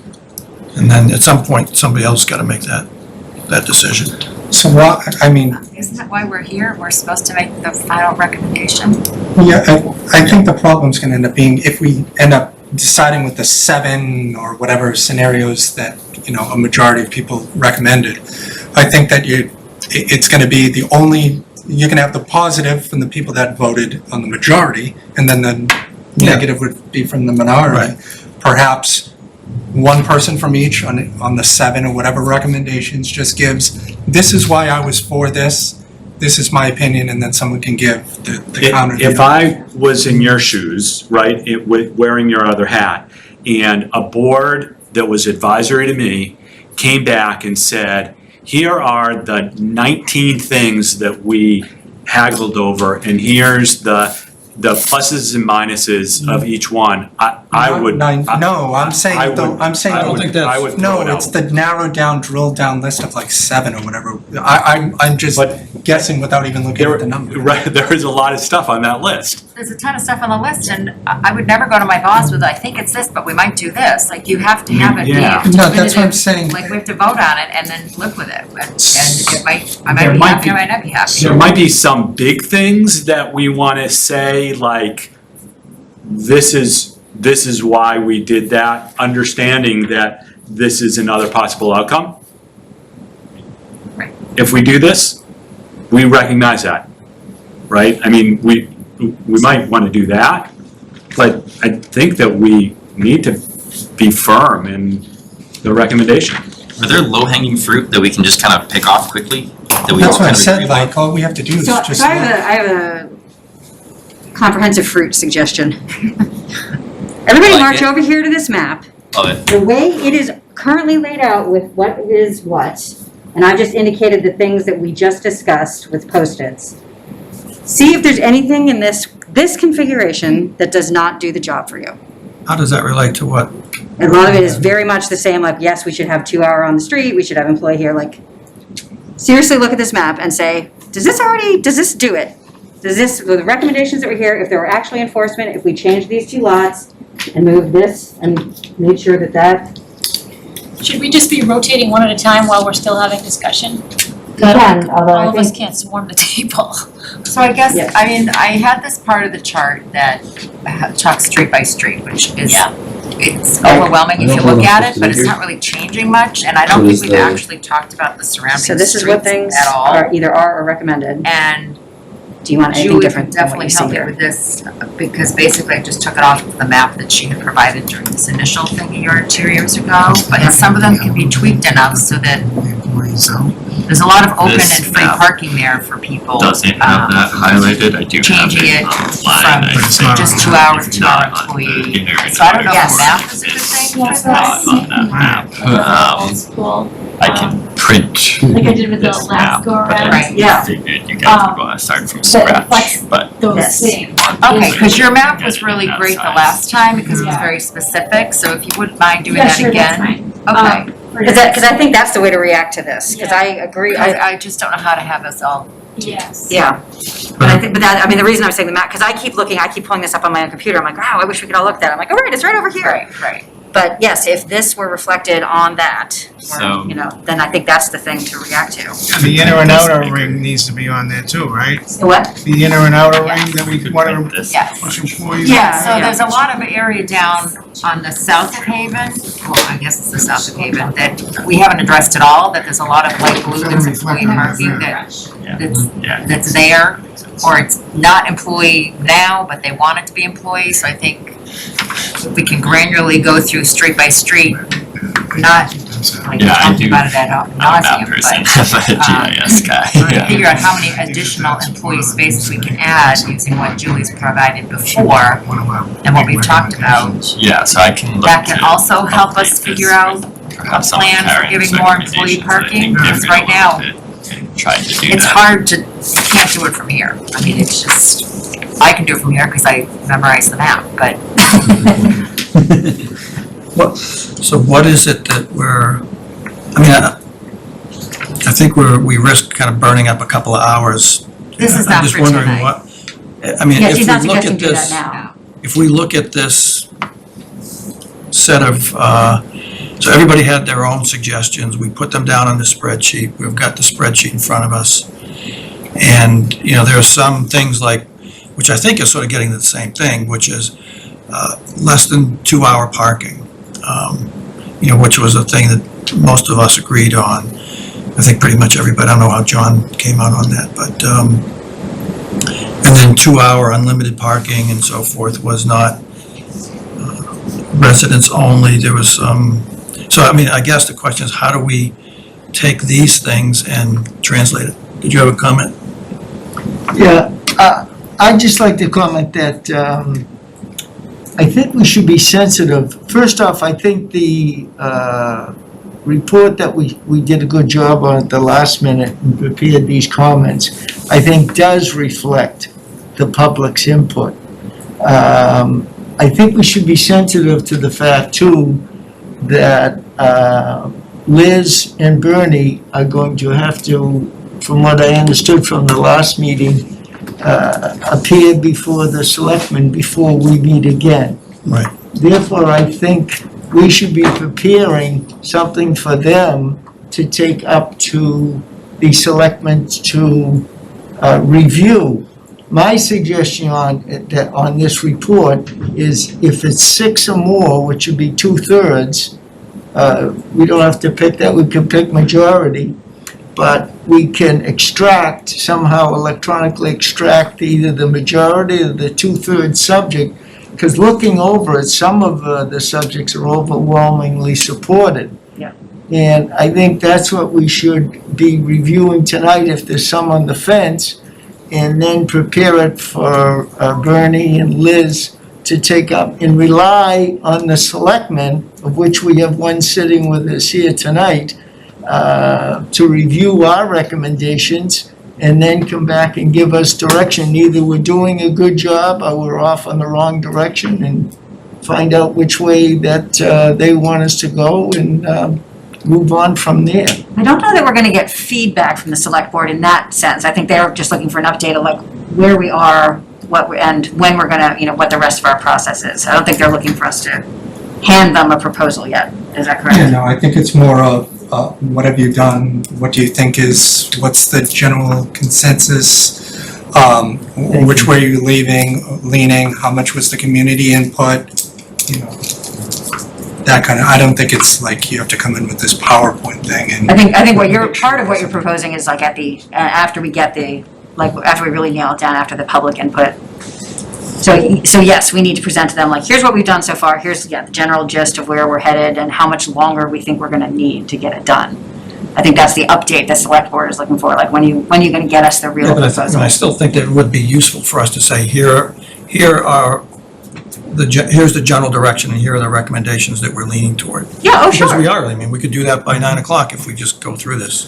I think, yeah, to that, just, all we have to do with John's update, is just see if anything tip things one way or the other, and then just delete the line of everything under the majority. Or just highlight the things Or that are. highlight either way. Yeah.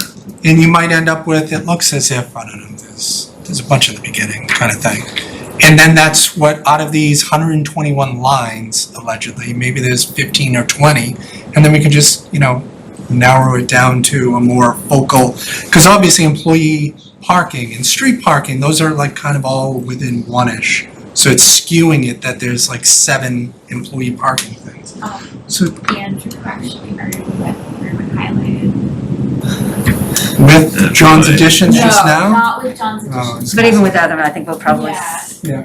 So Yeah, obviously, I will So say, John kind of went with the flow. yeah, mine were not, there weren't many that Right. were, Contrary. I mean, he may I have mean, made a there's some. tie, there's some, but some that he tied us with, but, in I'm not sure general, my vote swayed. nothing overwhelming. This 30-60% breakdown in the lots, that he kind of shoved it over to the do not support side, but other than that, that's the only real thing that screams out at me. So that is a lot of green, There is a lot Oh, of nice. green. Oh, which I guess is good, that it's a lot of green. yeah. Thanks, Andrew. A lot of Andrew, these- you are the wind beneath our You are wings. the best. A lot of these things are, I get bored in the days. if you go to the CVS lot, we have a lot of, where is that? Yep. Repetitive or? Well, it's A lot of things that sort we're of willing to split. consider. They're sort of split and they're not all the same. They're not all the same because there were different people's proposals, so instead of getting rid of some, Like here, on most of these things, you sort of got a relatively equal split upon the things. Chris, when you're talking to the committee, ask them if we've done enough outreach or if they don't feel like you have. Yeah, I'll have, And if they haven't, like So the what select exactly they're looking, yeah. if they- There sorry, the was select board. one. Yeah, so next Tuesday is the next meeting, I'll mention the quantity if we can get a figure by then, because it was what, 7:30 before, 7:35 respondents on the survey? I mean, just through all the different outreaches, it seemed like that was a really Survey, big point Oh, on. no, I personally think, like I said, with Jay's. Karen and Sarah and everything, just walking, I think That's you did a red, more so than what anything that was voted expected. Do not And- support majority. and hearing that they're going to do it again, when it could be snowing tomorrow, just seems, it just shows that they are crossing their Ts and dotting their Is. Because it's 70 degrees today, it's gonna snow tomorrow. By, they're gonna follow up with, here's our recommendations, now they're gonna pass out another 200 flyers. Oh, okay, yeah, Yeah. well, plus we So have that's kind of, a high number of people gave us their emails Oh, yeah. on Yeah. the survey. yeah, So we can go everybody back to them and- seems to agree. And invite Just them to email the back to tomorrow. them and say, here's the date, please come and let us know. So short of 30 people showing up and packing the room, I mean, I really think, me personally, and it's 1 of 5. I think the group has done a great job with the parameters that we had. Let's get some bullet points done. Does Bob know about the park update on The December 7th? 7th? Yes, yeah, I mentioned it at our prior meeting, and then I sent another email to Bernie and Liz today with Karen and Bob CC'd on it. Great. Um, Just wanna make sure it doesn't like, Well, sure. I'm not Oh, supposed to okay. relay that message. Yes, Great. I should have put you on it as well. No, don't even. I have my auto Bob button, and it's pretty much auto Bob button. So I mean, let's put it this way, if I were to say, what is the low-hanging fruit? The big issues are the 2 lots and employee parking. education. Education is a default, I mean, we just do more, there's a huge amount of education that we can do. I don't know how we do it, but I think it's a Signage. useful. Video, Maps, Wayfinder signs. things. Yeah, I mean, Yeah. a lot of that's already kind of been done. The only thing I would say is that if we were to list all the regs and all this, it is head spinning. And I would just encourage us to try to keep it as simple as possible, because the more complicated you make it, the more somebody's gonna get upset, and then you're gonna try to satisfy them, and then you're gonna push it to somebody else. They're gonna be upset, and it just seems like that's a rabbit hole that never ends well.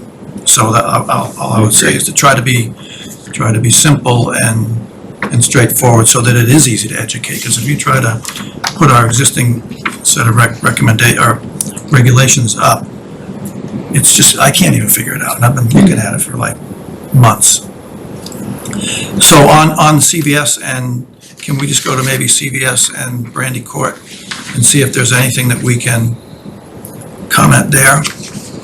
The kiosk, everybody agrees on. I'm not sure I agree on it, but Well, I think I have A strong majority, it sounds like. a suggestion there after talking with Deputy Chief on it as well, but I think that there's a timing issue as well on the kiosk that may help us, but that's another. Because here we're sort of a little bit split on The time. the timing and, I mean, I think that the pros on the, I totally understand the pros on the kiosk, don't get me wrong. I know I've been, opinionated about it. The idea is that you somehow get people to Yeah, sure. rotate in and out of the spots more frequently, right? Because some of them get packed a little bit. Sure Do thing. that, especially when we're talking about the lots. I can do that. I'd also say that I didn't support the 30-minute, but if that matters, I can support it. I thought we were gonna talk about the length. Well, to say, to John's point, Well, I'm just saying we need to move it over Yes or no? to, since it's so split down the middle. right, so to John's point, let me ask for just a quick show of hands vote. Who supports kiosks in both of the lots with X to be determined amount of time free? Cool. Wait, hold on, keep them up. Kiosks in both lots with a certain amount of time free. So it's 6 out of 9 people. They abstain. Okay, so six. Who supports that in the CVS lot? Wait, what did you say? I missed it. I just said in Kiosk and CVS lot, so that CVS. John, so that Chris could vote on it without. Is anyone in the public that would like to, More Clark Kent's retired. So to that end, it sounds like we have enough of a majority to say, like, kiosks are what we right now are leaning towards recommending. So we don't need to hem and haw about yes or no, are we recommending that? Like, that sounds like Details will a, follow, yeah. right? yeah, then that's a, So we need not debate whether it's a good idea or not. We've gone far enough to say, the majority of us think that is worth a recommendation, and then we just need to nail down the And I would say details. that there's room for an analysis of the pros and cons on that. Absolutely. And I That think it we've would been be- doing, And it would be worth, have room for it would that. be worth voicing that, it would be worth voicing that to the, I have no doubt you will share that view with the yep, select we board. voted, so let's move to the next one. As long as it's 30 minutes-ish, it seems to be the sweet spot. 30 minutes to the select board? Yes. It's gonna be less than that. Yeah. I'll do you that favor. That's what you mean. Hey, but the That's what you kiosk- think, it's gonna be the less than presentation or that. the free parking on the kiosk? No, the presentation. Yeah, nothing's 30 minutes. I would be surprised if we would do it less than 30 minutes. It's a So, novelty. All right, excellent. So then what about this issue of zoning, because that's split kind of relatively equal. So then this becomes a question, if we're doing kiosks, do we need to get into the 30 minutes, blah, blah, blah, when all the spots would be covered by the kiosk? Correct. That's true. We don't. So that's why I'm trying to save us that discussion. And I think it's confusing, if we gotta get rid of we gotta have like 3 regulations in all of Reading, and now we just have like 3 in one specific law, it just seems wild to me. We have to get Very rid of, simplified. yeah, we gotta keep it simple, so. What else? So marked lot is no employee parking. Yeah, so it looks as if the CVS rail lot, we're going for kiosk with 30 minutes spots right outside the back door of CVS. No, this is what I'm saying, is do we designate lots? That's my question. I think it's more of, for me, the mentality of, I just wanna go into CVS really quick, get my prescription and get out, and now I'm gonna go to this kiosk and people are gonna be livid, even be thinking about it, once I think again, that that's an annoys issue. me. So I think that if you just have those 4 or 5 spots, just the Yes. 30-minute in and out, because that's the minimum amount that can be regulated according to, Yeah, isn't that what that third line's for, right after the kiosk? Yep, no, Yes, that's fine, that's that's what I was what just I clarifying, do we meant, still yeah. want that? it's more of just to people be like, now I gotta, I'm gonna no, throw out an idea. We're just in and out. What if you don't need to have a ticket unless you're there for longer than a particular amount of time? I don't know how they track you though. Because I talked to the deputy chief this morning, she said you can't enforce, it's very difficult to enforce that. If And it's that under would be- 15 how do minutes or they something like that, put no yourself- ticket needed for under 15 Put minutes. yourself in the position of a One person. traffic with a enforcement little town. officer, Yeah, they would have to mark the car and then they come back in Exactly. 20 minutes and then they check. but then they have to come back and. As it is, we're fighting to get a full-time person. Also, I like, don't think the we're gonna. kiosk, you can use your phone to like, Yeah. like, it's very common, it doesn't, Yeah, you don't have to go and Assume stick that- your. You can even Not go to clear that- CVS and while you're waiting for your prescription. It depends on the, Oh. it depends And then you on got the ticket while you're waiting. Well, It's more of, it's Or only, don't park in that lot. it's only like 4 spots out there. It's more of, I just, like I said. No, I think it's worth having, I agree. But don't we have it in the front? We do. Isn't it yes. free parking in the front? I agree, Yes. yeah, that's what I was. So I mean, if you have extra space in the back, it's gonna be, it's either kiosk or nothing. It has to be one, okay. just because Simplicity. I like the idea of putting it in simplicity, front. the elderly people just get into a habit, you pay in the back, you don't pay in the front, and you're done with it. Because there's actually, the number of handicap spaces in that back lot, I was noticing the other day, was more than I thought. I don't know if they're reflected on this. So there's one outside the CVS store There's one alone. outside the CVS, there's another one by the back entrance to Bunratty, and then there's 2 more. There's one by the bank, and there's one by, Right now, we're, Yeah. Studio. I'm pretty good at maps, but again, tell me where we are. We're in the CVS. 4-hour, the blues. So the back Yeah. door, my 30-minute they're all spots are on the next to map, that top, Right. where Andrew's gonna CVS, stand. put your cursor on where CVS is, it's right in front of This is them? Right in front of CVS, it. Right there, yeah. They may or may not be around, because they're closing like 300 stores. 900. yeah, I don't think there's. 900. Over 3 900 years. is nationwide.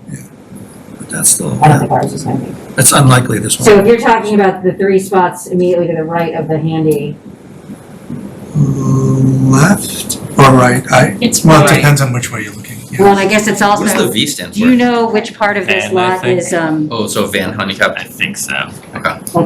does the town Yeah, own this these is a spaces? misleading, a little bit misleading, yeah, because there are some here that's probably these That makes sense. later, and I don't, off the top of my head, know, we can pull that up, I think the GIS, like the, Nice. There you go. So that's why I was saying just those handful of spots right there, it's just 30 minutes. And I think adding a handicap or not, I forget what was my recommendation, but. I mean, the thing about the handicaps is that they're so infrequently used. because these are not owned by the town, are they? No, they are not. As evidenced by that photo right there. so I think if you pull up just the right. Exhibit A. Like the aerial. Who owns that?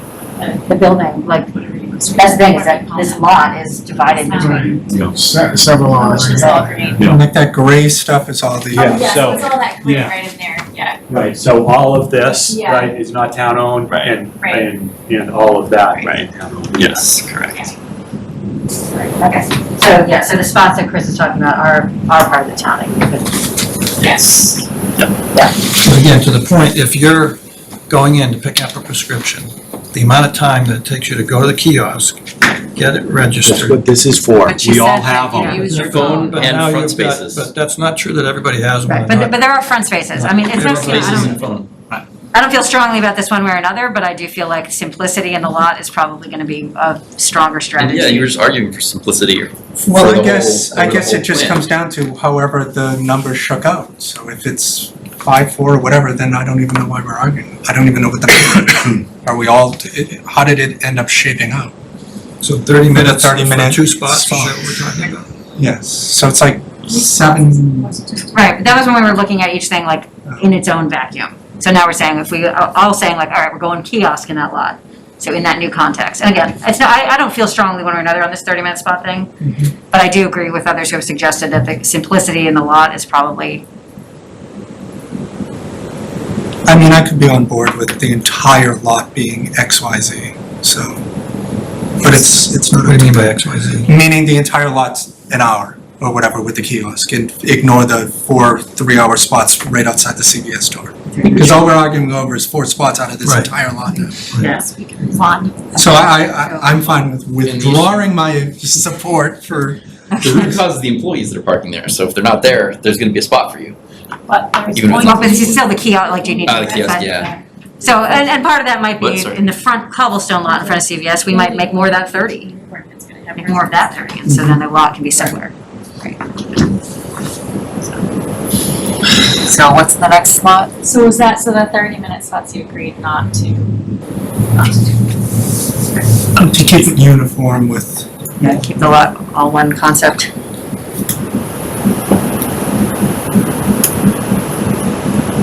And do 8 of us also agree for the same concept of Brandy Court?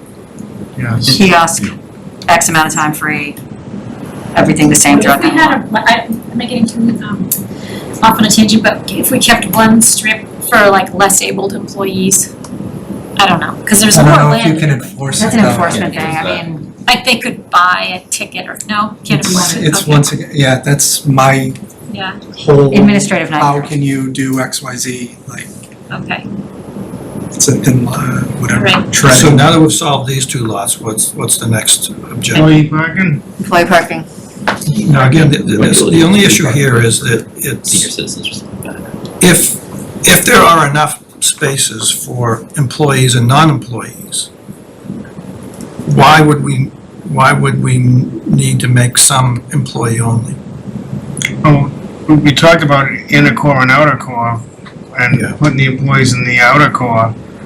But it's not clear to me I'm not quite sure that I totally understand this distinction between inner and outer. Because if you, so it's not even about the inner and outer. If you do not distinguish that it is specifically 2 hours only unless you have an employee spot, then when employees go to park there, there actually won't be enough. So you've got to get them so that the employees go there, so there is, and so non-employees aren't taking up the spots all day.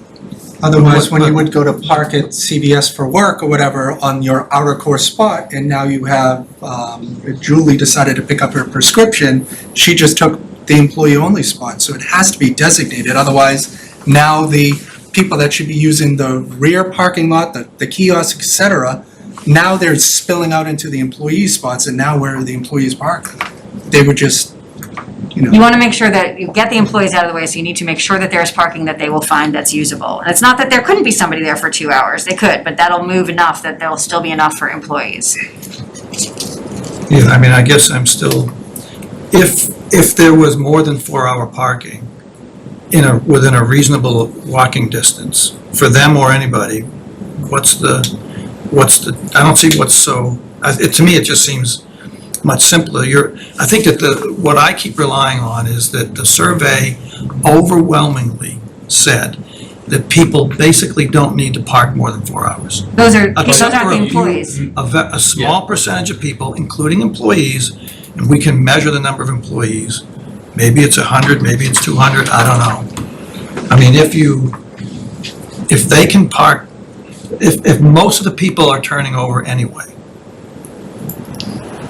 what difference does it make if it's an employee parks there or not, or somebody else? If there's enough turnover and space there to begin with. It won't be with employees parking there. They won't turn that spot over. the employees said But how many, Hey, but how many, I Doesn't guess, need is parking. If we surveyed, let's see, how does this math work out, right? If we had, let's say we surveyed 200 people, right? And 150 of them said that they only parked for a half an hour, right? And 50 of them didn't comment, but they park all day there, right? They're employees. Those 50 people take up more space than the 150 that said that they only park there for 2 hours, right? Because they're parking there for 8 hours, right? If you do that math, right? Maybe the numbers aren't right, but the point's the same, is that so on average, each parking people. overwhelming, it's fine that an overwhelming number of people said they only park for 2 hours.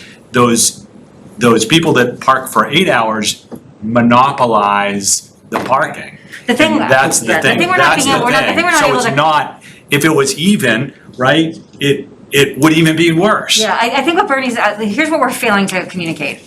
You, I think, agree, get employees out of that turnover parking. You're saying you don't understand why we need to designate other areas as employee Yeah, because specific. I go by these employee spaces and nobody's ever there. Well, right now, it's So because there why- weren't enough, so so we're- it's a we're combination of the restricted other spaces and the people. permits. We restricted other people from parking there it's like handicap spacing. Why do they need to park Nobody there? ever parks there. It's just that it takes up space, nobody can use it. So, well, they can use it for 2 But- hours. Or employee parking. No, Right, it's like if you have an employee permit right now. yeah, but the Then those employees spaces- take up all those spaces that. No, not otherwise those. could I'm be saying filled. the actual real employee spaces right now, even that are out like where I park on Right, Pleasant and they're not Street. being used. They are being used. I use it But you every. just pointed out this this blue space next to the Right, train that one tracks, people don't realize. nobody's parking there. They don't realize that that exists. They're not That's- parking there Because they because used they're to be parking in the leased lot. spaces, Right. right? And that's the problem. But, I mean, That's So they don't education. know that they're available, that's the education. or they just don't wanna use them because they're No, they don't know, opting to. they don't know they're there. They don't No, know they they're know there. they're there. You They don't. really don't. If the They starts, really then they don't. will Because realize. no one they're looks at signs, right? How many, you don't look at signs. People, there are gazillions of signs up there, I find this- right? And like, no one looks, you, find this a Especially bit not looking at signs if contradictory. You're not afraid you're gonna get. Once the ticketed. enforcement starts, Right. then they'll Yeah. start looking for Right. those They might. spots. People will Yeah. stand in front of my shop door with a closed sign on it and try the locked door. They do not inherently see Mike, that's signs not- all the time. That's not, Right, but let's let go of, don't think this right now. Shift your brain to up here, okay? So, because I know you're getting distracted by it. There are all these things nobody's doing that. That's one thing, and I don't think that people know they're there. If you have all these other spaces where you can get people, but they have to, the people who normally have been parking here illegally as employees, you have to tell them, where can you go and stay all day? You're allowed to stay all no, day. I guess I'm not, Pass it down I if he guess- wants to see it. I You don't, agree with that though, right? What Liz just said? no, I, You don't agree that employees should have a place, designated place to park? They should I have think- options. Is that what you Know said? their options, I right? think that Bernie's saying that everybody should be able to park in all the other places without when restriction. you're finished telling me what I was gonna say, I'll let you know what I was All gonna right, say. go ahead, sorry. All I'm saying is that I don't think people are fundamentally that stupid, and even if It's they not- are, Go ahead. even if they are, when they will figure it out. I mean, markets are efficient. They're extraordinarily efficient. And when you put the rules of the game up, they will find where to go to park that satisfies their needs. So- To try to micromanage everybody's You're behavior. helping them out, you're not micromanaging, you're giving But them an you're actual giving them spot to go. access, you're giving them a place to go. You're giving them. But all I'm saying Make it is easier that for them. that doesn't necessarily, that's not an efficient market because you're basically restricting space that when it's not being used, could be used by somebody else. It's not restricted, it can be used for 2 hours, it's just Not like for any other. somebody, but if somebody needs to park there for more than 2 hours, Mm. then they can't use that, right? But an employee can for all day. The spaces are not employee only, the spaces are employee or 2 hour.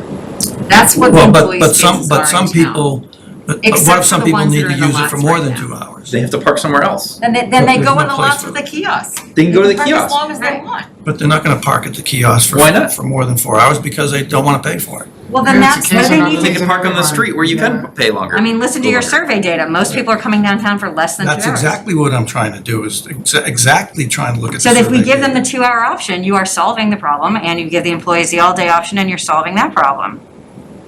The kiosk thing has to dissuade people for long-term parking. Otherwise, if it's 2 hours, if it's $2 for 8 hours or something, like, some people are gonna But pay the $2. we're not getting into that here. Oh, yeah, I'm So just saying it's- right now, we're talking about employee parking, and Sorry, weren't we gonna make Herndon Street 4 hours? Wasn't that part of our conversation We're last? still talking about employee I parking. think we weren't gonna, You last don't time we mind. decided not to change Herndon. Yeah, I To think change it was the- to not keep it change the law. same. Yeah. I mean, I guess the objective here is why do we have to favor employees over somebody else that needs that Right now, space? you're favoring everyone else by getting the employees the hell out of their way. Yeah, the employees have to walk further. You have to give the employees somewhere to go. But let me actually do this. If we look at the employee parking thing, the great majority actually agrees with it, so let's stop discussing it. Agreed.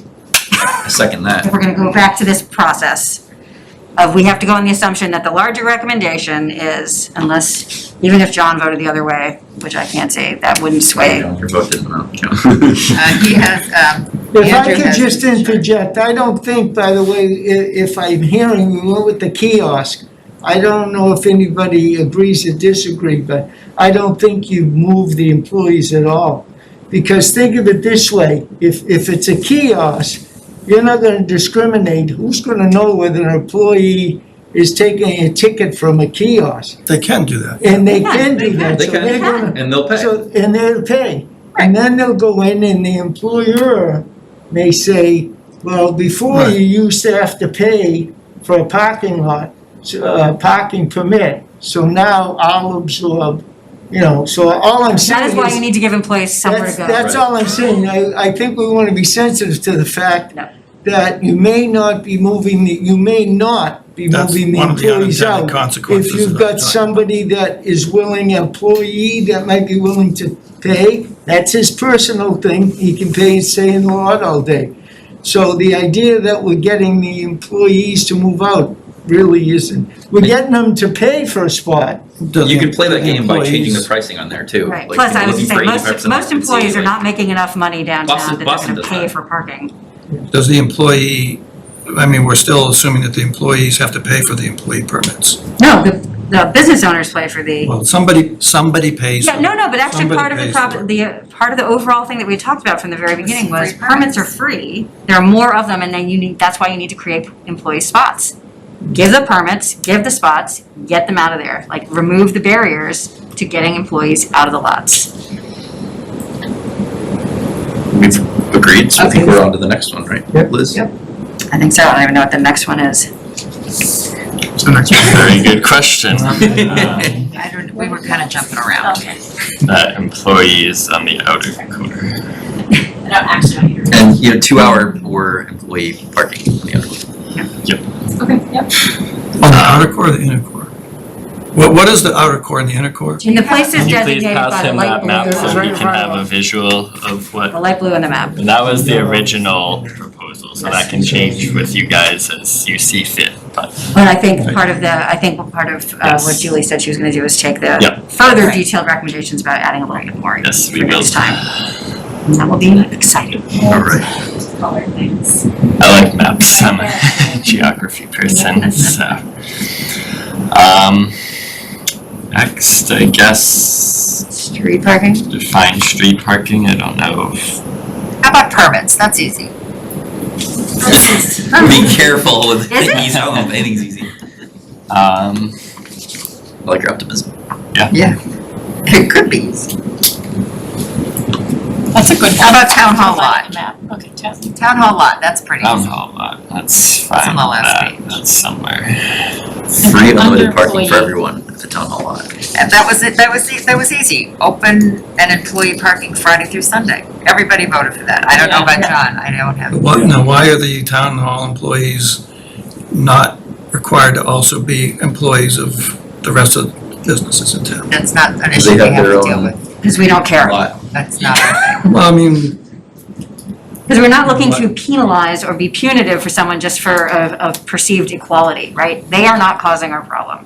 And the Friday, Saturday, Sunday is good because town hall's not open on Friday. Right. And that should help with restaurants. Yep.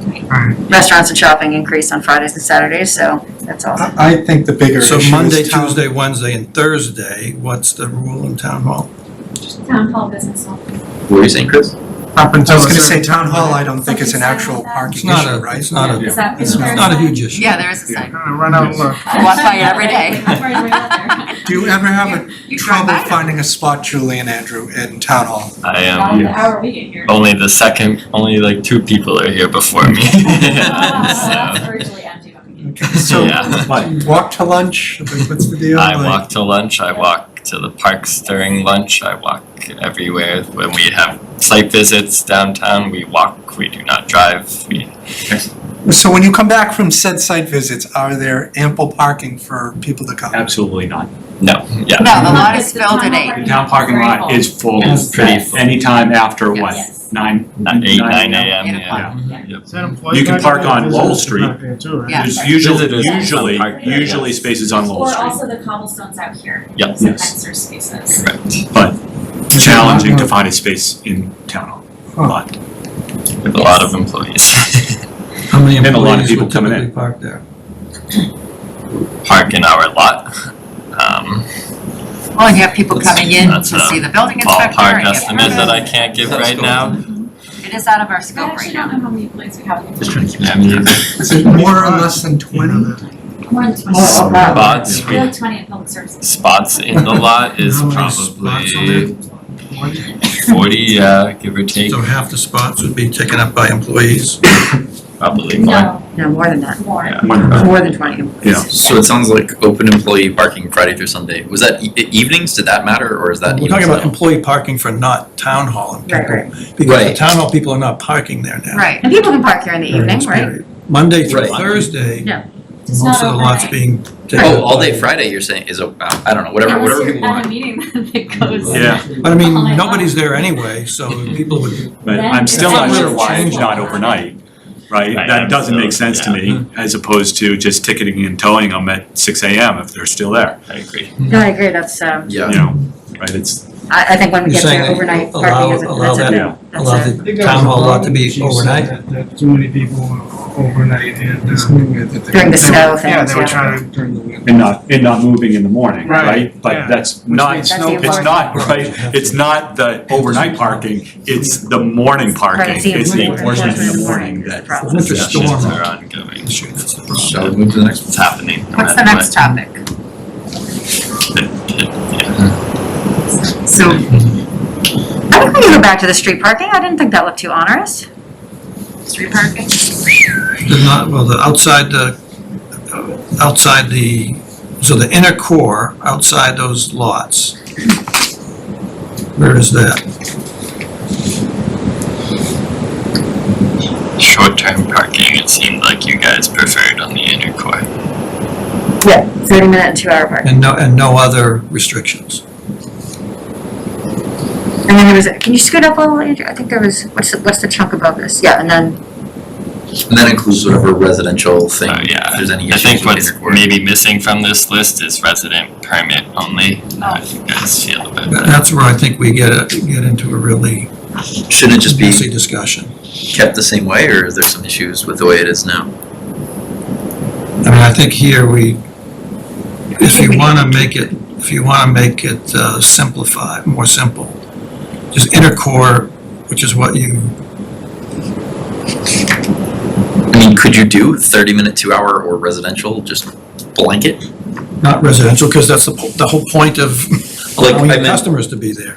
Well, the residential is I'm specific. sorry, yeah, I meant like specific residential to the person that lives within that inner core.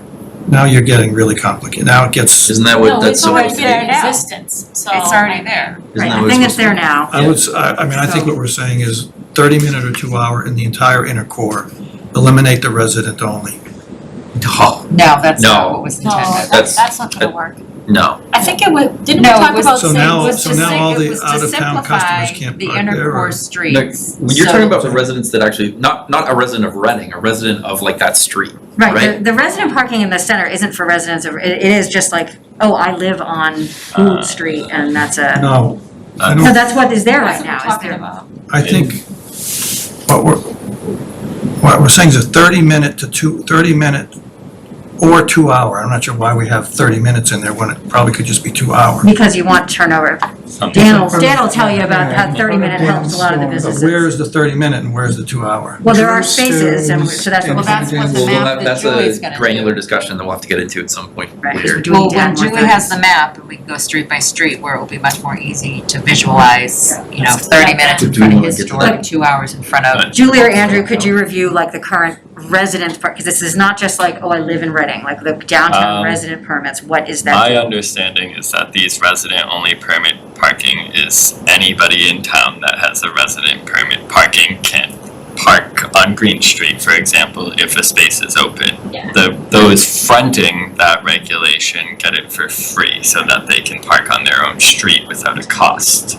But anybody in town can park there, and then what happens is commuters will park on Green Street, for example, all day.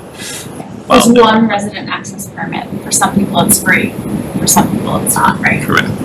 I thought we had talked about making it be like no parking until like after 10 o'clock and then it's residents, just so the commuters couldn't park No, there. that's a different, I thought that I think that you're- resident is a It was the different, other way around. that's the Yeah. by the train station, red.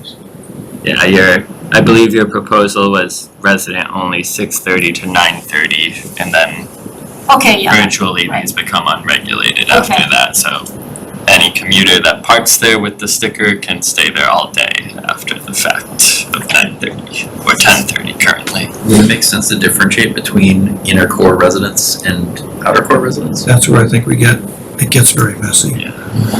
Because then, as soon as you stuff wait till you see all the residents that are gonna be in here, this whole thing will be covered by residential development. And they'll all get stickers, and the entire inner core will be dominated by only residents living in the buildings. That's what, I will bet my bottom dollar, that's exactly what's gonna happen if you make any part of the inner core resident. No doubt in my mind. I agree. So you're either gonna have to eliminate resident and inner core entirely and just keep it 2 hours. I think you two just agreed for the first time. First time. Well, we've agreed before. Did anyone else feel that? I felt it. It was powerful. I really enjoyed this.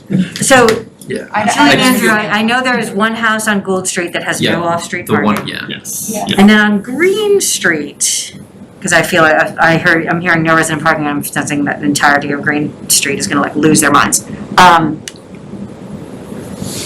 But every house on Green Street has some Don't off. they have driveways? They do.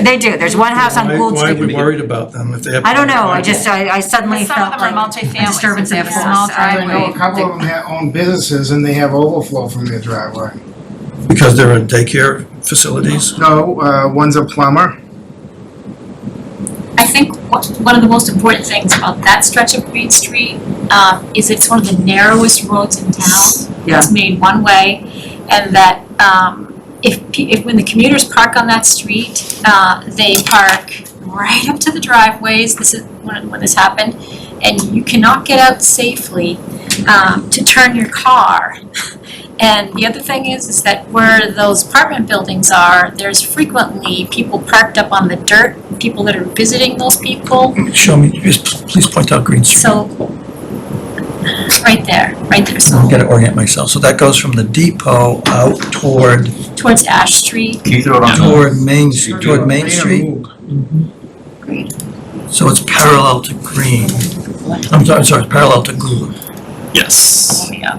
Okay, but it's very important to note how narrow Green Street is right there, and those apartment buildings get a lot of traffic. Some of it's a little sketchy, and they park right up on the dirt there. The visiting nurses are there, the fire truck and the ambulance come there, the police come there.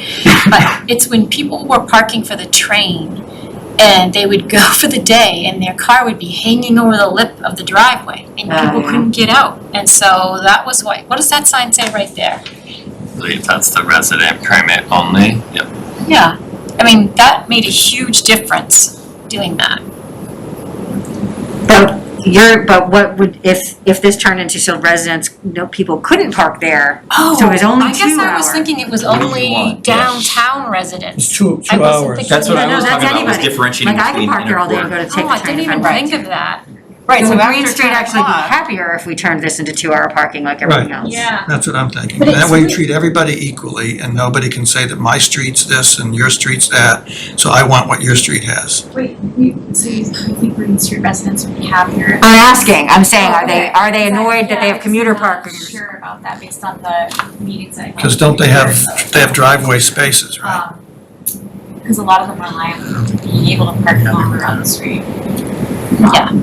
I think some like 'Cause they might park not on the have streets cars. or guests can park in their driveway. Yeah, no, I mean, Yeah, I mean, I got some feedback on that a year ago or so, just putting that out there. So what do you suggest? What? I mean, I had originally suggested that exact thing, that we would make, to keep the regulations simple, we would have the inner core kind of be all the same. But then I got a lot of pushback from residents about that. So how many people are And parked? then there were concerns about how that might impact commuters and staff. We did discuss having a downtown resident permit versus a rest of the town permit. I mean, that's definitely an option to be explored if that's something you wanted. Because there was one where they cut the corner. That was related to the compost facility, I think. Yeah. No, there was something different because I remember my So I tenants had them.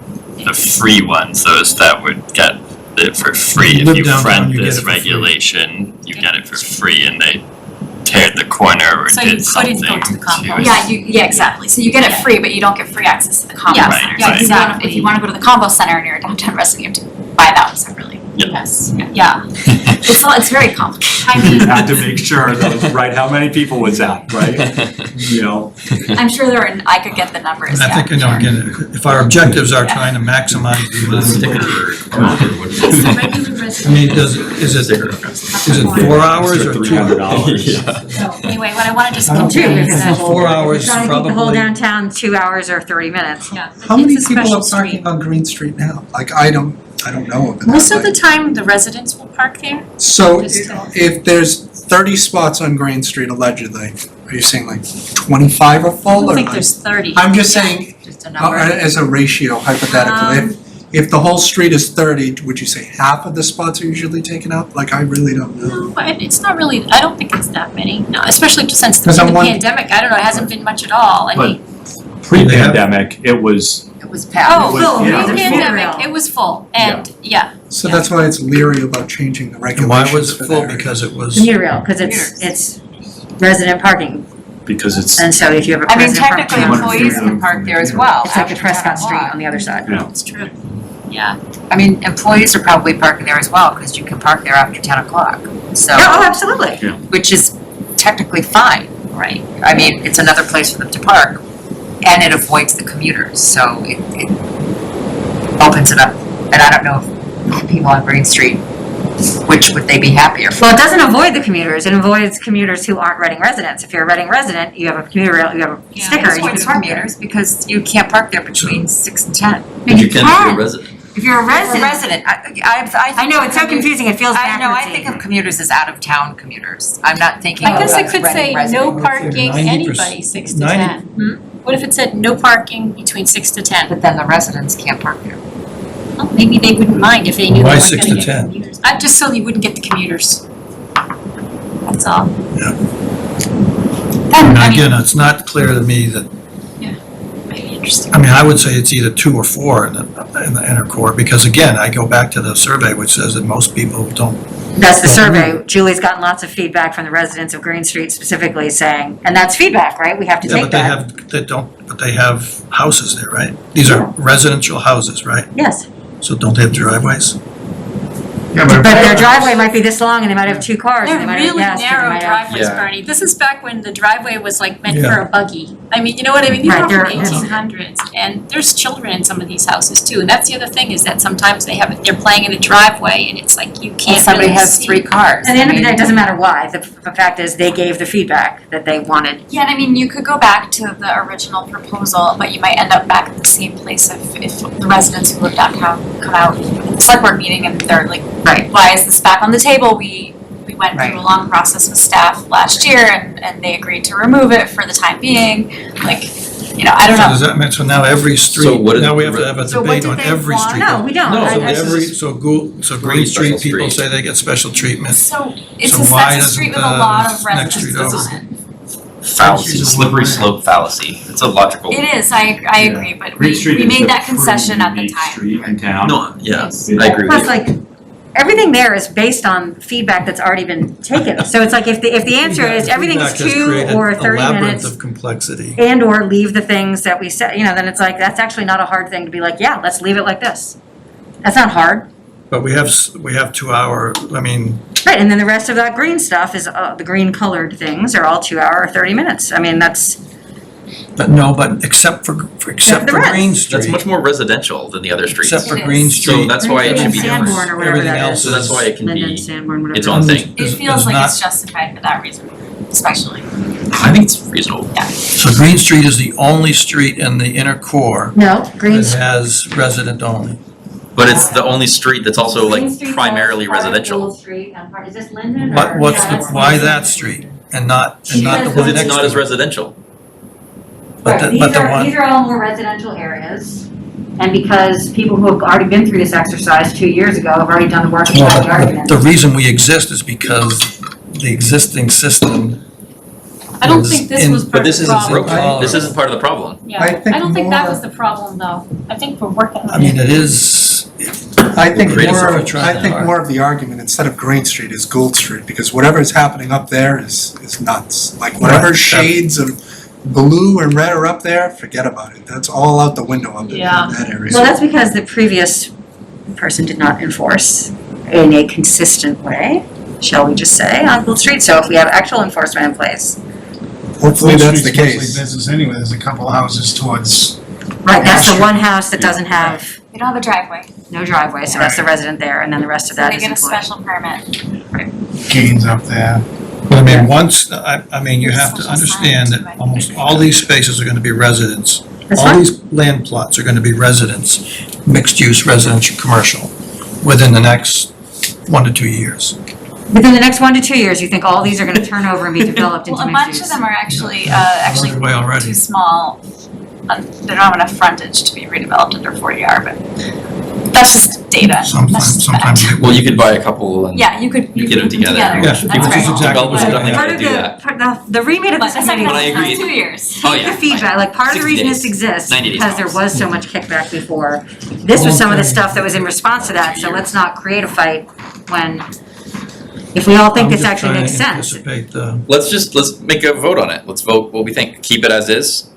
Can you just remind, what is as is? Keep what So as, the entire parking Green Street, right? regulations? Or, wasn't that what folks were talking about? Keeping Yeah, but Green I Street didn't as understand, resident? what is it that is? So we were, I mean, I think we're No, talking that's fair, about, that's fair. The vote was I make think we're talking about any, for 2 hour. allowing these residential parking areas within the inner core, the resident permit parking areas. Do we want to maintain these in the inner core, even though broadly the rest of it, we're trying to have the 2 hour or 30-minute Okay. parking? That's what we're Yes. talking about, okay.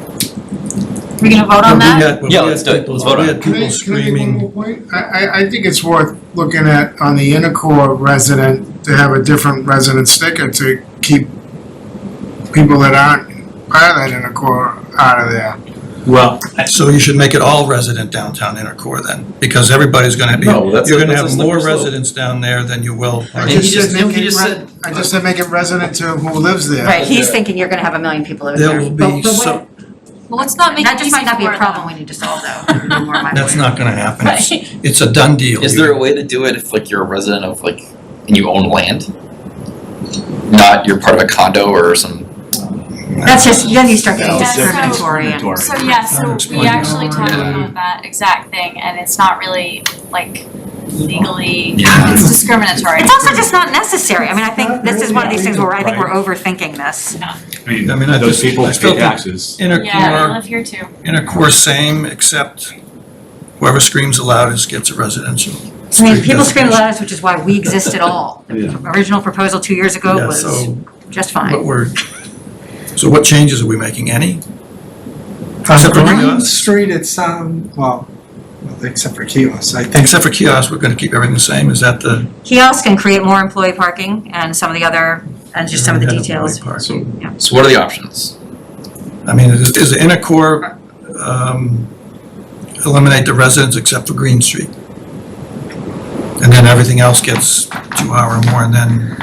I mean, 2 to hour. Bernie's point, I do see that we're trying to simplify things, and now we're taking out XYZ. But since it's already been vetted by staff, it's more, I'm more likely to agree with staff that they've already vetted it and spoke with all this, to now have to exclude these spots. I don't want to, I want to have yellow and blue, and everything's great. That's it, 2 spots, that's donezo. But we can't do it because it's already been vetted, and I Well, I mean, I hate think to Me, right, deviate. when I go to some town that I don't know, right, I don't find it unusual for the parking regulations on the main street where all the businesses are one thing, and then some residential streets to say something completely different. Yeah, right. So to me, Yeah, that's that's very sort of a normal If you're in thing. Cambridge, Chelsea, Somerville, that is a correct statement. If I'm anywhere. If I'm anywhere. Anywhere. Wakefield. Yeah. If I go to a town I don't know, I'm like, can I park here? Yeah. I will now read the sign and Yes. determine if I can. Yeah, so to me, having the streets that are clearly residential having a different set of regulations.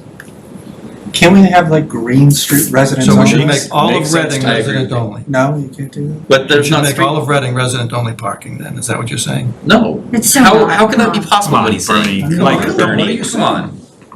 What street do you live on? Linden. So We'll make you're that the other red resident. stripe. So Talk to us. last Talk to us about your life time, okay, so last time around, they I live on Upper Linden, and the commuters from out of town, not Reading residents, park on our street, and before the pandemic, they parked all the way past the condo building, and they leave their trash and whatever, and they park there in the snow. So when Julie presented all this stuff, they were gonna change our street and Sanborn to 2-hour resident or 2-hour employee or whatever it was. And we all had a tizzy fit because I don't want a sign in front of my yard. I don't, they were gonna change parking to one side. So it's a pretty complex downtown trying to expand it to the outer core. And so, with all the walking I do and looking at all the people parking, the main issues are employees are parking in the wrong places, put them out a little bit, tell them where to go, and there's no problems with the red lines, and it hasn't been a problem, has it been, Julie? I mean, technically? I don't wanna say one way or the other if it's a problem, but I think keeping it the way it is makes sense. Right, so, and above Mount Vernon and above, you have to treat that entire residential area the same because it's open parking. It's a free parking lot. Go ahead and park up there. You're not gonna get towed. It doesn't matter. But according to some people, they don't wanna walk that far from Kingston all the way down to the parking lot, but that's not for us to decide.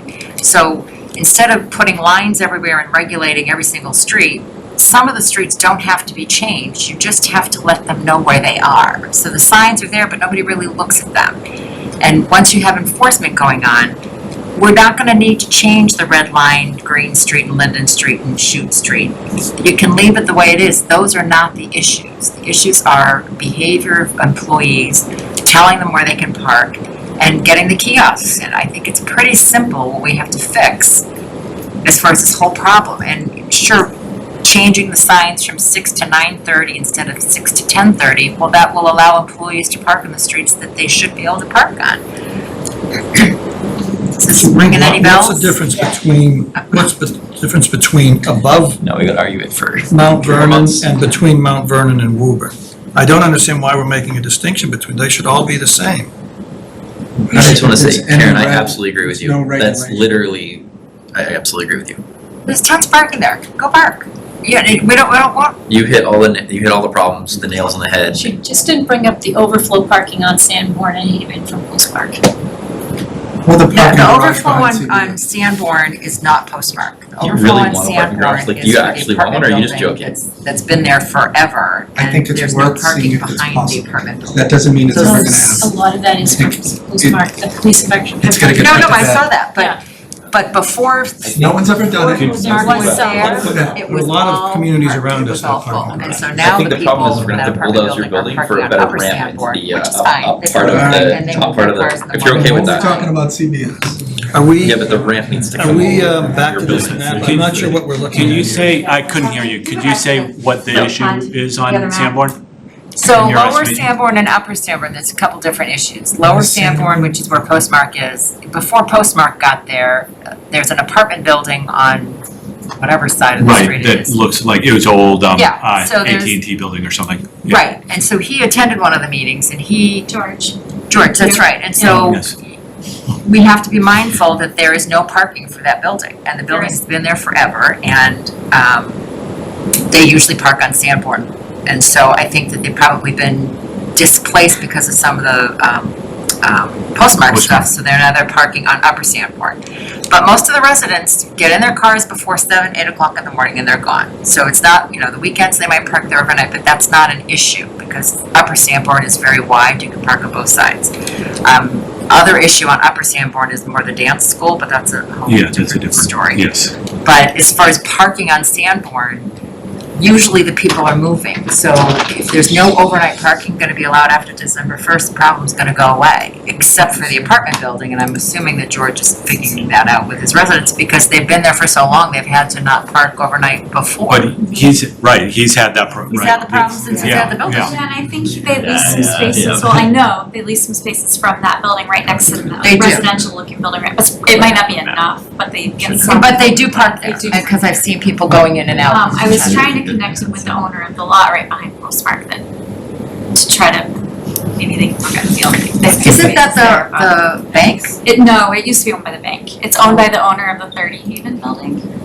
on it so that the employees at 30 Haven park there. And do they? Yes, I they think the way do. that it's priced, Okay, cause it's Complicates. never full, They're all- Yes, that's right. empty. They're all so- leased up, right? Somebody's leased them all up. She said it's 30. I don't know if they're all leased up or not, but I know some people, Postmark, there's a lot of stuff. did Postmark try to buy, I think Postmark tried to buy that lot because of, they needed the parking spaces, but the 30 Haven people got that lot for their people, so. So currently, you can, anyone in Upper Linden or whatever, in Kingston Street, everybody, there's no regulation there at all, I can park there all day. Just like everyone All else. right. Those are wide streets too. Yeah. Some of them are incredibly wide and, Nice and wide. But I mean, I guess my point is, why are those streets not the same as Yeah. Bancroft and Chute? That's my only point. Bancroft and Chute Because these are are much closer to the narrower train. and they're much closer and the But other why ones are restrict strictly those? residential. So that only residents get to park there for the commuter. Why? That's my point. So that- If all the other, why make somebody up there Because they don't live in walk Reading. more than people, why not allow the same people that are parking on one side of Mount Vernon to park on this side as well? What are you talking about? Park on this side? On Chute and, You mean commuters, on Chute and Bancroft. not from Reading? Who Right. cares, Chute? Well, because it's just, it is. Who it is. it's almost something weird. So if enough people from out of town come and say, oh, there's nowhere to park, I'm gonna go to Woburn Anderson instead, that's what you've just done, Why right? are we talking about commute, I mean, Because That's it is what those controlling switches commuter rail are. Parking, that's what this is doing. That was I'm driven by commuter rail parking. And the residents on the street, We've, The residents Asked for said, we need to Right. do something so Right. that So we don't all- have commuter rail parking there. They Yeah. said, please, resident only parking, everyone said yay.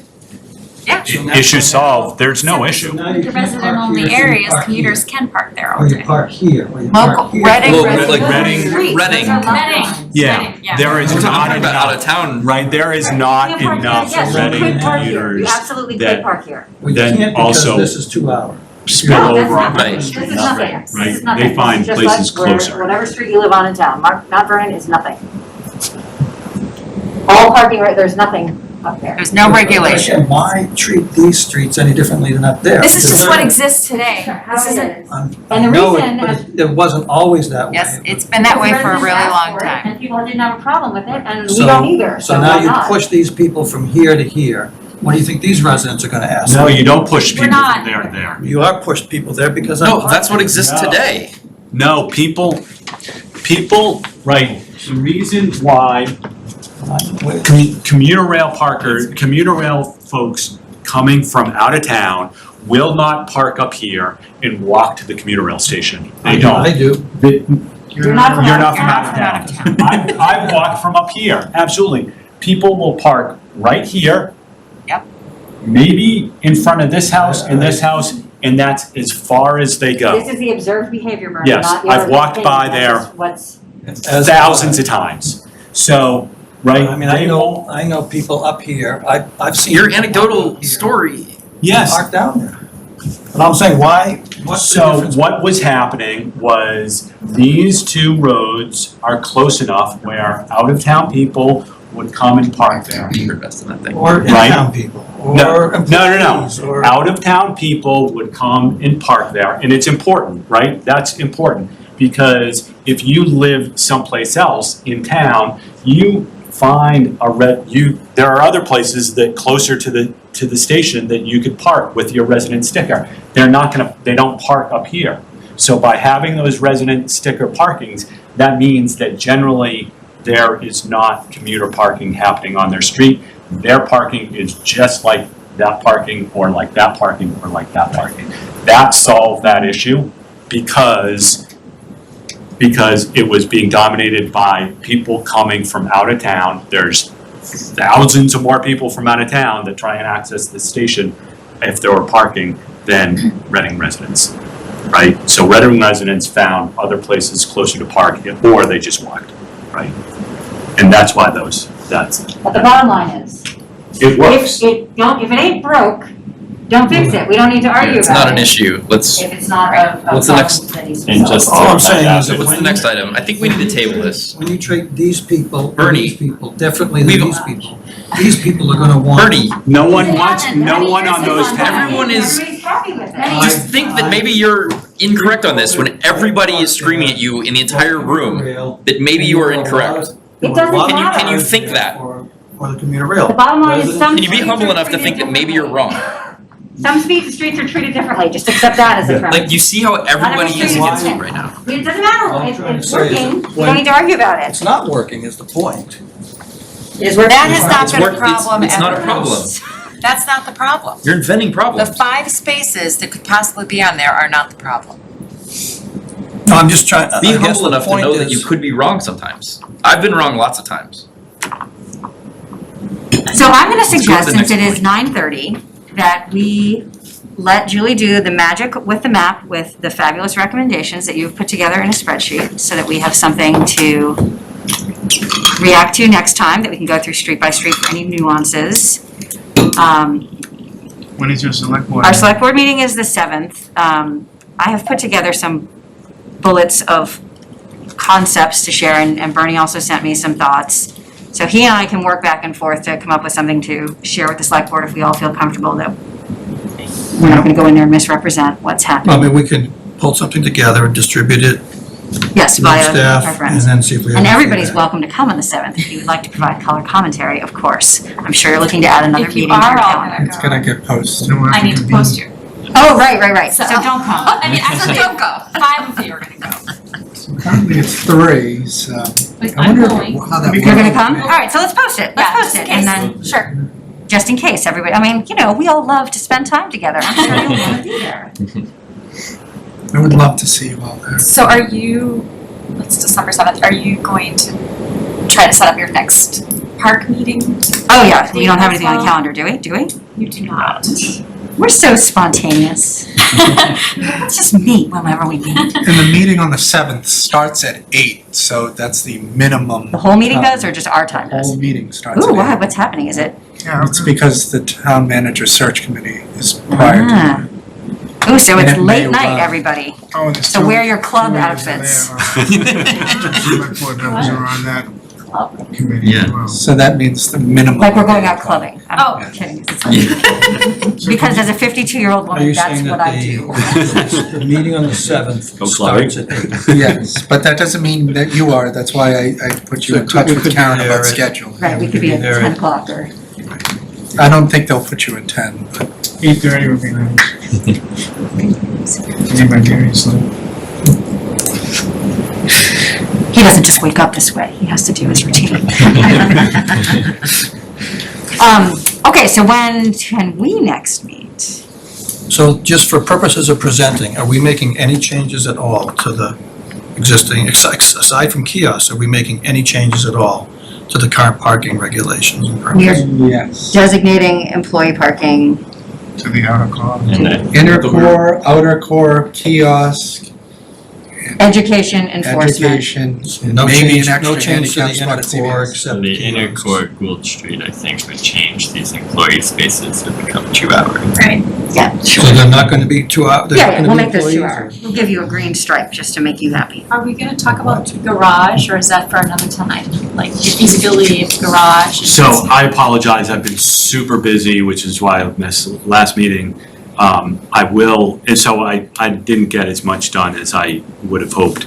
But what I did figure out, so I didn't look at the Brandy Street Court, I was really just looking at CVS. I'm gonna say, I personally, right, there's a lot of the parking down near the Brandy Street Court area, right? All the CVS, all the commuter rail parking, right? There's a lot of management things that can happen before you plop down millions for a parking garage there. Sorry, but so that's why I focused on CVS. Maybe I can, just for a little primer. Do that GPS Yeah, thing the again, or GPS. GIS or whatever it's called? Yeah, with the, Chunks. yeah. Sorry, what are you looking So for? was the Yeah, CVS lot, so you can CVS see lot the that has pieces that are. the different partial lines on it. Yep. coming up with this, 'cause it- So, yeah, so that green area, right, that's what the town owns. You can, so this width right here, this width is perfect for a circulation where you can come in off the street, off of Woburn Street. It's the right elevation, more or less.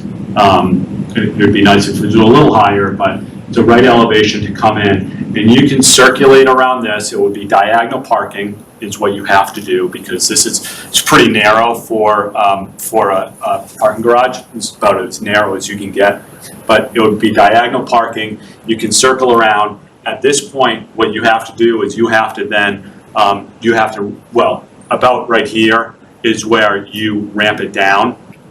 So you've got a deck for about 3/4 of it, a ramp down, and then under here, you could then circulate around and get out. You could have diagonal parking under there as well. So because this lot is so narrow, right, you can't have parallel spaces, and it's a typical parking garage configuration with the ramps. It doesn't quite work because right, you're coming in, you're loading, you have to load and unload from the ends, but you can do it. It would be possible. You end up with about a net of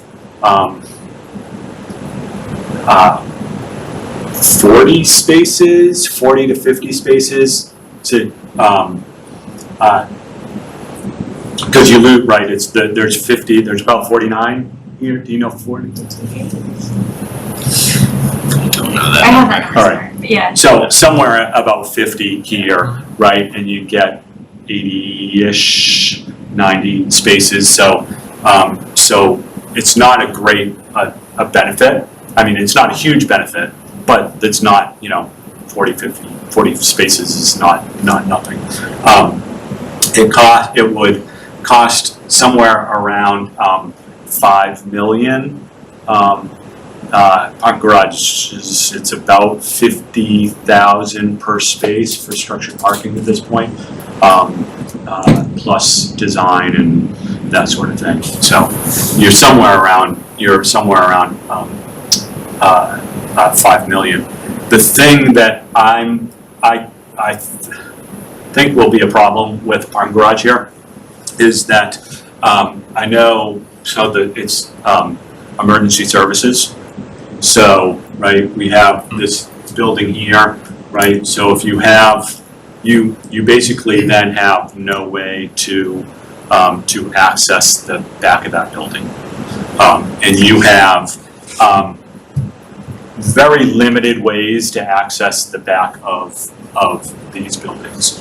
The reason why I said I'd like this, Woburn Street, if it was a little bit higher, would be good, because that clearance, you will be able to get cars under there, you will be able to get SUVs under there, maybe bigger SUVs, but in vans, box trucks, questionable if you'd have that clearance. It would all depend on the design. So you can't, right, point is you can't get a fire truck under there. Trash truck. Well, or a trash truck, so. Or delivery. Or a delivery. So one thing that you could do, right, you could have a circulation where you do for delivery vans, right? You could serve, counterflow here and which is not great because you gotta come in the blind corner there, but maybe you could work that out. And then, of course, you have to maintain this space here right, this is private property. And so you would want to have to maintain that space for those people, which is feasible to do. I mean, you could do that. But I do think, right, both the both the delivery and the emergency access become sort of a big issue here. You can't, this is it 130 feet wide? That is the sort of, right, the way that you design parking garages or buildings in general, they come in chunks, right? And typically what you want is 160 feet wide. And so 130 is doable, right? Because you can do it with angled parking. If you get much smaller than that, then, right, I mean, you're talking about something, right, where you're only using really half of the deck here. And, you know, you could have something, right, where you have just a deck over part and you come down and then ramp back up, right? And I think we've all seen that where it's just a very limited, it's like one row of parking and then you ramp back down. Be a lot less expensive, but it's also, you know, the benefit there is pretty small, right? Because you're not getting much, you're wasting a lot of space here in circulation, both circulation on the site, but circulation up and circulation down. And so that takes a lot of that space that otherwise is allocated for parking. So what I was going to do, and I'll still do it, is do like a little SketchUp model of that and show how that would circulate. But in general, that's where I got to on that. So feasible, but definitely some complications there. Yeah, see, your explanation to that is not something that obviously me being in IT or whatever takes into account. The emergency services, things like that, where you have everybody, or not everybody, but a large amount of people saying parking garage behind here, XYZ, is it possible? And then where it's like, well, no one's ever done it. And now hearing your explanation, it doesn't even seem like it's possible within reason. Like if you gain 30 spots for $2 million by having some it doesn't seem worth it in that aspect. But it's more of just is it possible? How much is it going to be? Or is it not? It's essentially, I'm not saying that thing goes up. Perhaps the solutions we put in place now solve this problem without the parking garage. That's all. Maybe we don't need it, but it's just, we put consultants out for everything. Just put it to bed, yes or no. From what you just said, they're gonna come back no, and no one's spending any money on a parking garage. But there's a chance that maybe somebody knows something different. Yeah. And the other, I'm gonna say the other thing that has come up, it came up with one of the developments on. The Chronicle. What's that? Yeah, Chronicle. Right. That there are new systems where you, like the elevator, right? The car goes in, and which is more of a long-term parking, right? That's a way to deal with employees, right? And that may be, right? Maybe Brandy Court Lot would do something like that, enclosed. You pull in. It makes sense to keep it there for the day or longer. That's not really the solution for here, right? Because this is high turnover stuff. Yeah. You gain anything by going up another story? I mean, you can increase the height. Are the trash and everything, all the trash and everything is picked up behind the buildings? Yes. They come in for Can you close the it out? MF Charles building. Yeah. For all of us, they come in through and because it's also one way in and out. Yes. Yeah. So they have to come in here, right? MF Charles collects their trash in here. They all do trash there. CVS gets deliveries in the back, right? We all do. Yeah. I mean, if you think it's not little trucks. Yeah. So that's an issue there. So perhaps, like I said, this isn't going to be an issue. Maybe things that we put in now is going to solve this problem, and I'm going to drive in a CVS and there's going to be 30 parking spots in the back on a daily basis. Perhaps that's what happens. Then there's way too It's a much. different problem. I'm just saying. Yeah. So, one of the things, though, that I was thinking about, that would, right, if you can make the parking, if you can make the configuration work, one thing, Sarah, you sort of brought this up in a roundabout way, not exactly, but, right, I know in a lot of parking lots, they're doing solar panels over top of, instead of pavement, right, they're doing, solar panel roofs there. What a I'm going to say good location and sort of a tucked in there in the back in a way to offset possibly some of the costs of doing it is doing a solar panel roof on there. And you can offset those costs. I don't think, the reason why I brought you up, Sarah, is that you had speculated, maybe we could put a green roof or a park or something like that. I think, the difference in elevation, that would end up being so high, it just doesn't quite work.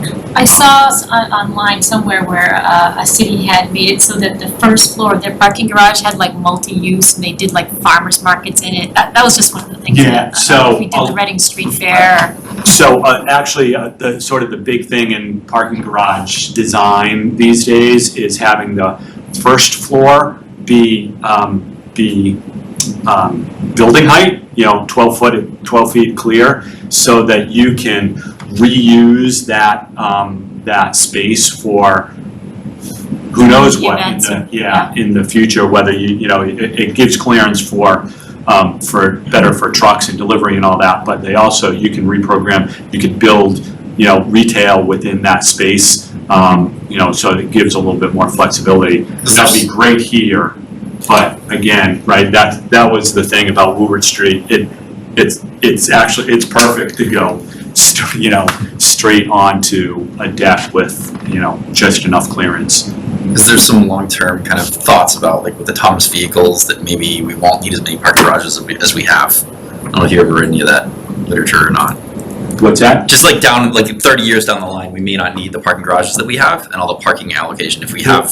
Maybe it's longer than 30 years, but. Yeah, right, there is a lot of thinking on that. Because it can just drive wherever it needs to go. It's probably a bad. Has its own other problems, but. Right, yeah, it causes a whole lot of other problems. It makes our work here sort of moot. But really where the whole auto industry is going is that probably in 30 years, we won't own cars. We will. Cars will own us. We'll own a subscription to Ford. To Ford Travel, and the cars will come to us, and we may still drive them, but they'll be delivered to us when we need them, and then we'll leave them somewhere. The very rich will have like a self-driving Winnebago, and it'll just be like their own luxury. That is a way that Ford is setting up their entire corporation now. I mean, they've split their everything up. They've partnered with Microsoft, part of their company, to be completely an IT company. I mean, it's not far-fetched. So it is a way that things are going, that we won't own cars, and probably won't have to park them because they'll go elsewhere. But Look at all the green space we're gonna get. Yeah, Yeah. it's elsewhere now. It's pretty awesome. that is the problem, right? It's always be in motion. There's two views of that. Sure. Is that because they will all be electric, right? And the cost of operating them will go down so much that autonomously they could just circle around. So we would have empty cars, autonomous cars just driving the streets. Vehicle model travel. I can't see any of this stuff happening. It sounds like a book I I'm read just about like Utopia. wondering when my daughter Judy and everything else is just gonna come so puttering right along. There are companies that have they're basically 4-person drones. They will be piloted, but they are 4-person drones, and you will be able to take them. They won't be in Reading soon, but from if you want to go from Back Bay to the Seaport.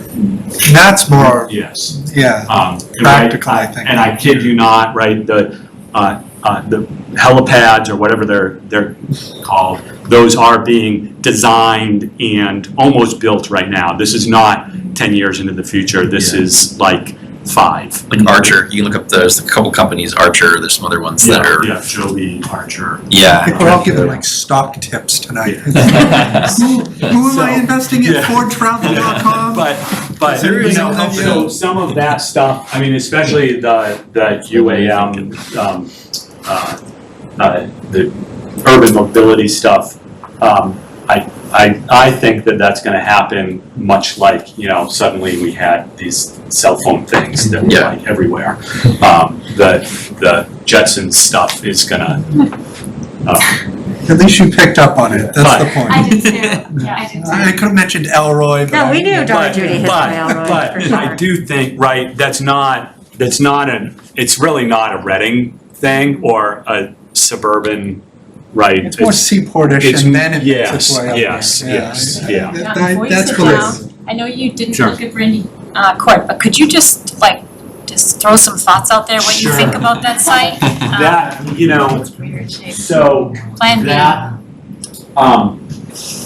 again, right, the Residential. Right.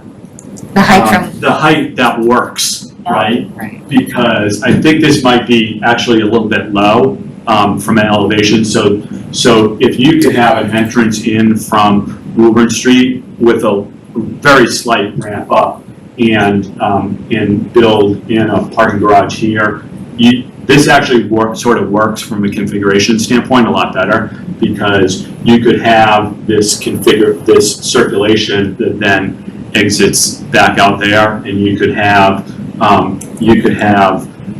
the first floor parking circulate much like it does today, right? You come in this way and you don't need to connect the top and the bottom, right? And take up that extra space. So this one sort of works better from a design standpoint. And you would get, I'm gonna say, close to a full deck, close to doubling the number of spaces that you have there now, because any of your circulation isn't taking up existing spaces, right? Because there's no parking here, you could ramp up here. There's a couple of spaces right along here where you'd ramp down, but So you wouldn't be able to go from the second level to the first level? Unless you Yeah. exited and came back in? yeah, and on something, right, this is still pretty narrow. This is still a pretty narrow lot. And so, right, it's not wide enough that you really can devote that sort of typical turning radius that you need in that, 160 foot. This one seems like, because after the deputy chief suggested it, and I was looking at it, I was down in the square, it's kind of like if you stand at the depot and you just kind of pan around, you could kind of see that fitting in with the other massing. Mm-hmm. And where it is right near, I mean, because the one, if you did behind CVS, I think it might look a little funny because it would come up and over buildings on Main Street, right? I think it would be. No, it would be about the roof level of Yeah, the buildings on Main Street, okay. unless you built it up higher. Yeah, but I think that's a great idea though, making it up higher so you can have a multi-use space, like a, Yeah, it's the because it's narrow, the circulation becomes a problem. oh, it's higher? Yes. So the height issue for CVS would be, you'd have to have it, like 13 feet high on the first floor because I'm just thinking of most bridges and stuff have 13-foot clearance, and almost all vehicles can get through there, right? So the first floor would have to be 13 feet, and then you'd have to have something above that. Does that make sense? Yes, yeah, and that's what you can do, right? You can The same get thing about- here, or? You can do about 12, I think, on the other, so it's low, but you can get it done. But to get, most, right, highway bridges have like 15 feet clearance, so that's like what. Just in case, What? You mean just because usually you go down the highway and you see 13-foot clearance. Normally, I don't know. Well, when maybe- you have sign, right, that's the thing, the signs say 15, 13 feet clearance, but the standard is 15, that's why they put the signs there. So, Okay. So you're giving okay. Because it's an So open they're saying sign. these are exception bridges. 13 or 15. Yeah. right, it's Star Drive, Far right? away. I've seen it. So 13 or 15 is sort of the minimum, is the effective height that the first level would have to be able to accommodate all the other things that go on Right. in the back of the building. I think you're right, because there's a 12-foot-8 video or something, but they have the camera there constantly of someone hitting this bridge. The one's like, if you hit 12'8". this sign, you're gonna hit this bridge. Yeah. Yeah. I think it's 12foot8.com or something. But I think, even with that, back to CVS lot, I mean, we would have to really understand better, the, emergency response, issues related to, related to those buildings, because, right, they rely on, the sort of the equipment that they get, that they have relies on certain clearances. So it's not that you couldn't do it, right? Cities do it, but the fire departments in cities have different equipment. So, right, so if requires additional discussion, but if you build it there, it may cause the fire department to need to get new equipment. I don't see But I mean, that. there are parking garages all around that are, I mean, I go to parking garages where you can, I mean, it's like 7 feet. and But they they're go not down expecting for emergency levels. vehicles to go. Yeah, but they're under buildings that are, Yeah, sprinklered, yeah, and the buildings were designed that where that parking garage is wasn't the means of egress. I mean, the Yeah, point there is could be that other ways, you never know. You can all do, parking garages are not designed to have fire trucks drive down them.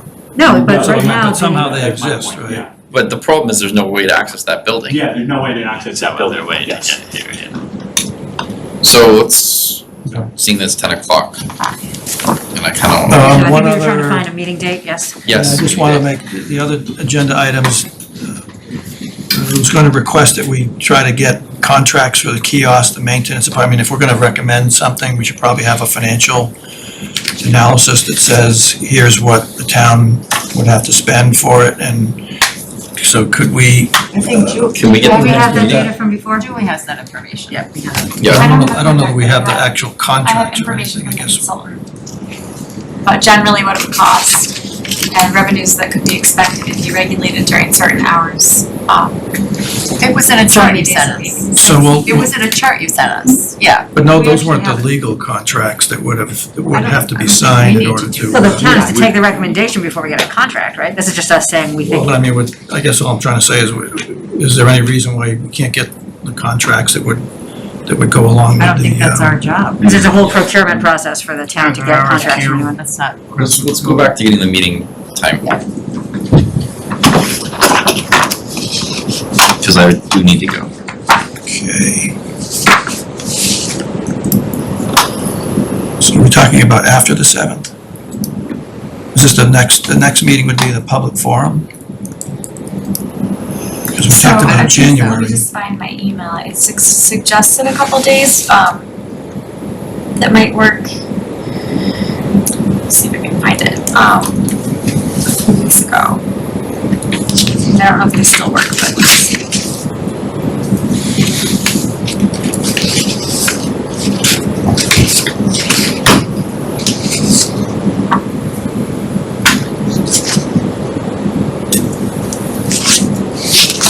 Town meeting on the 7th, December. We can get a conference. Could I also ask that if the Liz and Bernie in your presentation too at the end, it may come up anyway, that we ask, and I don't know if the selectmen will be able to do this, but if they can give us an update where the position of this officer who's gonna go around, where that stands. Yeah, I guess, Because I think But I- that would be helpful. I talked to the deputy chief this morning about that, and she said that they're intending to try to hire somebody immediately or shortly for 24 hours, and that they don't have technical approval for anything beyond that. And it wasn't clear if that has to go to town meeting to be approved. So in the interim, there could be I talked to Deputy Chief Emmendall about this yesterday.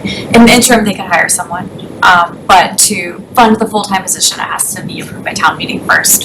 So that would be town meeting in April, for like shortly after town meeting or July 1st hire. When they say shortly, December, January? I think pretty soon. I think pretty soon. Real soon, like they're interviewing You people. know, some people. I mean, the only other thing I was gonna suggest too is a potential, because you can't do anything really between now and April, both in terms of enforcement and kind of implementation of kiosks and so forth. So if there's a person being hired imminently on enforcement, to have them start to go back into the two prime lots. And she told me that the former enforcement person spent a lot of time just in those lots. And it seemed to work pretty well. So I was going to suggest that, you know, one of the ways of dealing with this is that in order to get immediate solutions, have the enforcement officer focus immediately on those two lots and start to enforce the parking regulations and see what happens. Right? Yeah. And then if it turns out that it gets better because of that enforcement, then maybe that gives us some information about, you know, the future need for kiosks and so forth. So that's just it's a good, you know, it's another alternative, or it's a way to stage into The it. sooner we send a message that, Yeah, because going then, back to it's, Thank you. the COVID is over by Let me June. know, I guess, when the next meeting is. By June. Thanks. So, Sorry, I have class. so Julie, I can't find an email from you with no dates. Did you find your, or? Yeah, I did. Oh, good. So,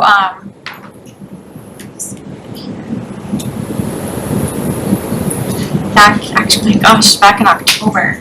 Oh, Sent we this did email. It feels like a lifetime ago. So, December 2nd, which is a Thursday, Thursday, December 9th, or Thursday, December 16th. Those were the dates in December that were available. There were a lot of Mondays were taken by CPDC, and Tuesdays and Wednesdays were taken by the select board in December. Just let you know, the 16th would probably be Zoom only, ZBA will be in this room, Okay. if that's the date to Is set. this December 2nd good for everybody?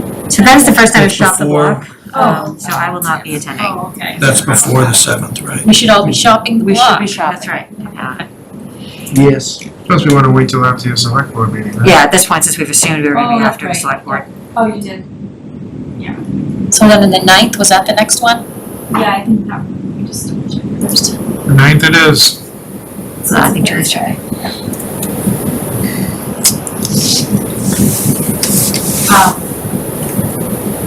And then I think it would probably be good if at the select board, what date you want to have the forum. Public forum, yeah. An announcement made. So I suggested maybe Tuesday, January 11th. It seems like you guys are making good progress. I don't know if you think that you'll have enough time before that.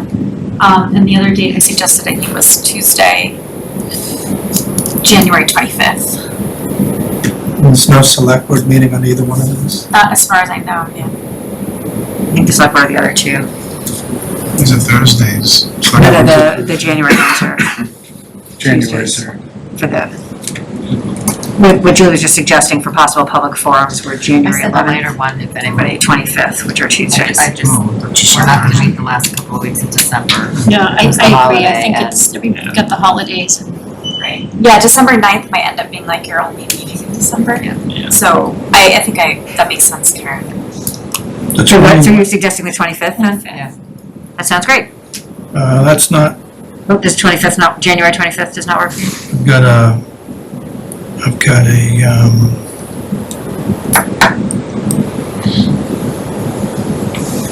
the 25th. Yeah, I've got like an annual client event on the 27th.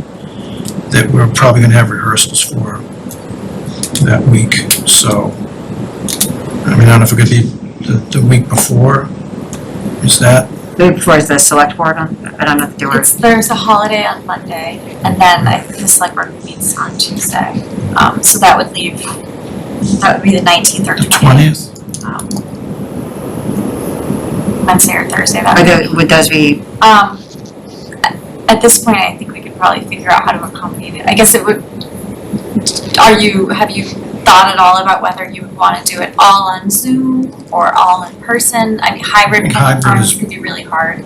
Hybrid's probably better though, too, just because we can get people that can't make it I here. guess it depends on the format, right? Are you gonna have, well, there's a lot of things to figure out, right? Like, are you gonna have maps that you're gonna show people in the room? Are you gonna have, like, what kind of feedback are you gonna try to get? Or, you know, I don't recommend a hybrid, just because we want to be able to converse back and forth, and on Zoom, you don't always see everybody on the screen, and if you've got people in a waiting room and people that are watching that can't talk, like, I think it's much more engaging to have someone and be able to point to a map or touch something. That's just my opinion. yeah, I Maybe think both. for a big public event, doing it hybrid style is difficult. Yes, it's easier to do Zoom, but it's not as effective. I think people won't be able to talk. I had a hard enough time figuring out how to do it when I was doing a public meeting between Facebook Live and whatever, so I don't know if it would reach. I mean, I've been on a lot of hybrid meetings. I was on one at least 2 today. It's not like Yeah, we it's do at hybrid work. I mean, meetings it all the works. time. even when we have Yeah, one here, for us, it's complicated, but for the Yeah. public, it's gonna be too like, we wanna make sure people are really heard and see what we're talking about. There's a difference between a hybrid meeting and a hybrid public public, forum. public Yeah. forum, yeah. Zoom was I great have a hard in the time first 3 making that work months. well.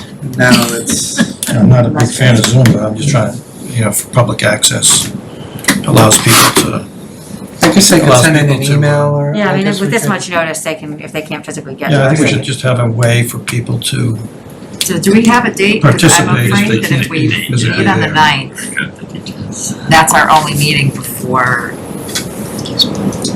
the thing would And happen. you could set another meeting in January, like if you did your forum in like mid to late January, you could set another park meeting for early January. So if we did the forum on the 19th, for example, we could do, just us on the 11th, because that had been a possible date before, 11th or 12th? That was a possible date, the 11th. I the think that 19th or the 20th, which is 11 and 18 11 and 18 for Yeah. one is in the, January. Well, you can't do, 18th is a select board meeting. Oh, think- sorry, 11 and 19. 19. Yes, that, I think is what we're mentioning. Because because we need enough time to, I need to print up a card and deliver it. So if we're not gonna have the bullet points until the 11th, I'd like to have more than a week. We also want to give people a lot of notice. A lot of notice. Yeah, no, that's fair. I mean, we can give a notice today on a public forum on the 20th, right? If Is it we the 20th? change it though, Well, and on the card to notice, I wanna be able to list what it is, some suggestions of what we're proposing, not a blank card saying, come to our forum. You wanna give them something that's gonna make them come in, whether it be happy or bad. Like, we're gonna put kiosks in all the parking lots, that'll get people out. We're gonna have 24-hour parking in your yard. That's right. Unless you come. see if the meeting. So I personally don't think if we meet on the 11th, the 19th is too close. It's not gonna, But we can meet on the 11th anyway. Yeah, and yeah, then yeah. push it, okay. So let's meet on the 11th. But, so the public forum, so Bernie, are you out for the entire week of the 25th? I mean, our presentation is the 27th. So the 25th and 6th are usually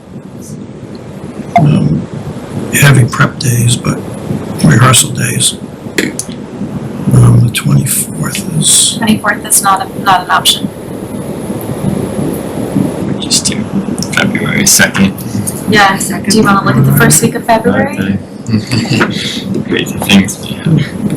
Chris, do you what's know? the issue with but can we just say here, we're gonna be presenting our recommendations?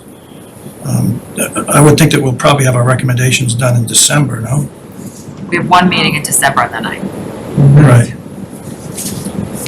So And we're what gonna else go over more the is there, map to- that what else Julie's more is gonna there to draft do? I'm just for trying to, us, which is street by street, which we're gonna talk about. I thought we already, No, we're gonna I talk thought about we the, already did that. no, we were saying that we were tabling until next time some of the specifics around some of the outer core street by street designations. So we're gonna make it more complicated by going street by street, is that the point? Just for you, yes, that's Just our, for that's me? our plan. We're like, how could we make this more difficult for Bernie? And the rest of the world. It's not me. So I think it's fair that you want at least 2 weeks after the 11th. Yeah. So do we want to look at February 2nd or 1st, something like that for the public forum? Sure. Do you know about select board dates in February? I can look right now. Yeah, I would think earlier February the better, because then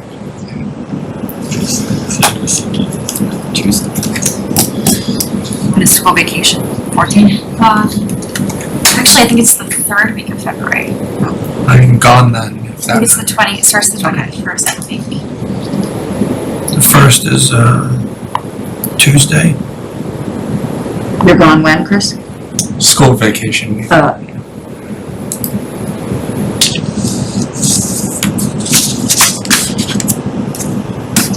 So do you want to just say Wednesday the 2nd, just in case you end up having a select board meeting? Now, I only have hold on, here it is. January 4th looks like a meeting. And then 6th and 13th are school committee budget meetings, and then January 18th. And then the 20th and 27th, and then February 1st, and then February 15th. So I don't think it was any February of those 2nd would days. be okay. Yeah. Yeah, it looks like it's good.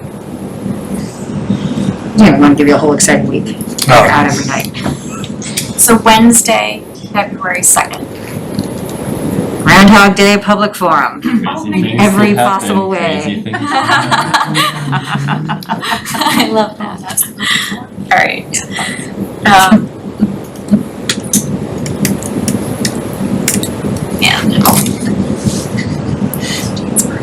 And the other meeting was the 11th Yes. January 11th. and the 2nd, right? February 2nd? February 2nd is the forum, yeah. We also have on a 12/9. Yep. Yes. 12/9, 1/11, 2/2. 12/9, we'll have our Yankee swap. I'm just kidding. I wonder what Jay got me. What do you think? No, that's Secret Santa. What do we got? Probably went to Whiteland Books and That's right. You're all getting gift cards. parking lot handbook. No, how do, John's gonna give up his subscription of Parking Garage monthly. how to walk to Cambridge with Bernie on his bike. Sorry to interrupt the fun, but another thing to discuss is when you want PTTTF staff to come here to listen to your recommendations.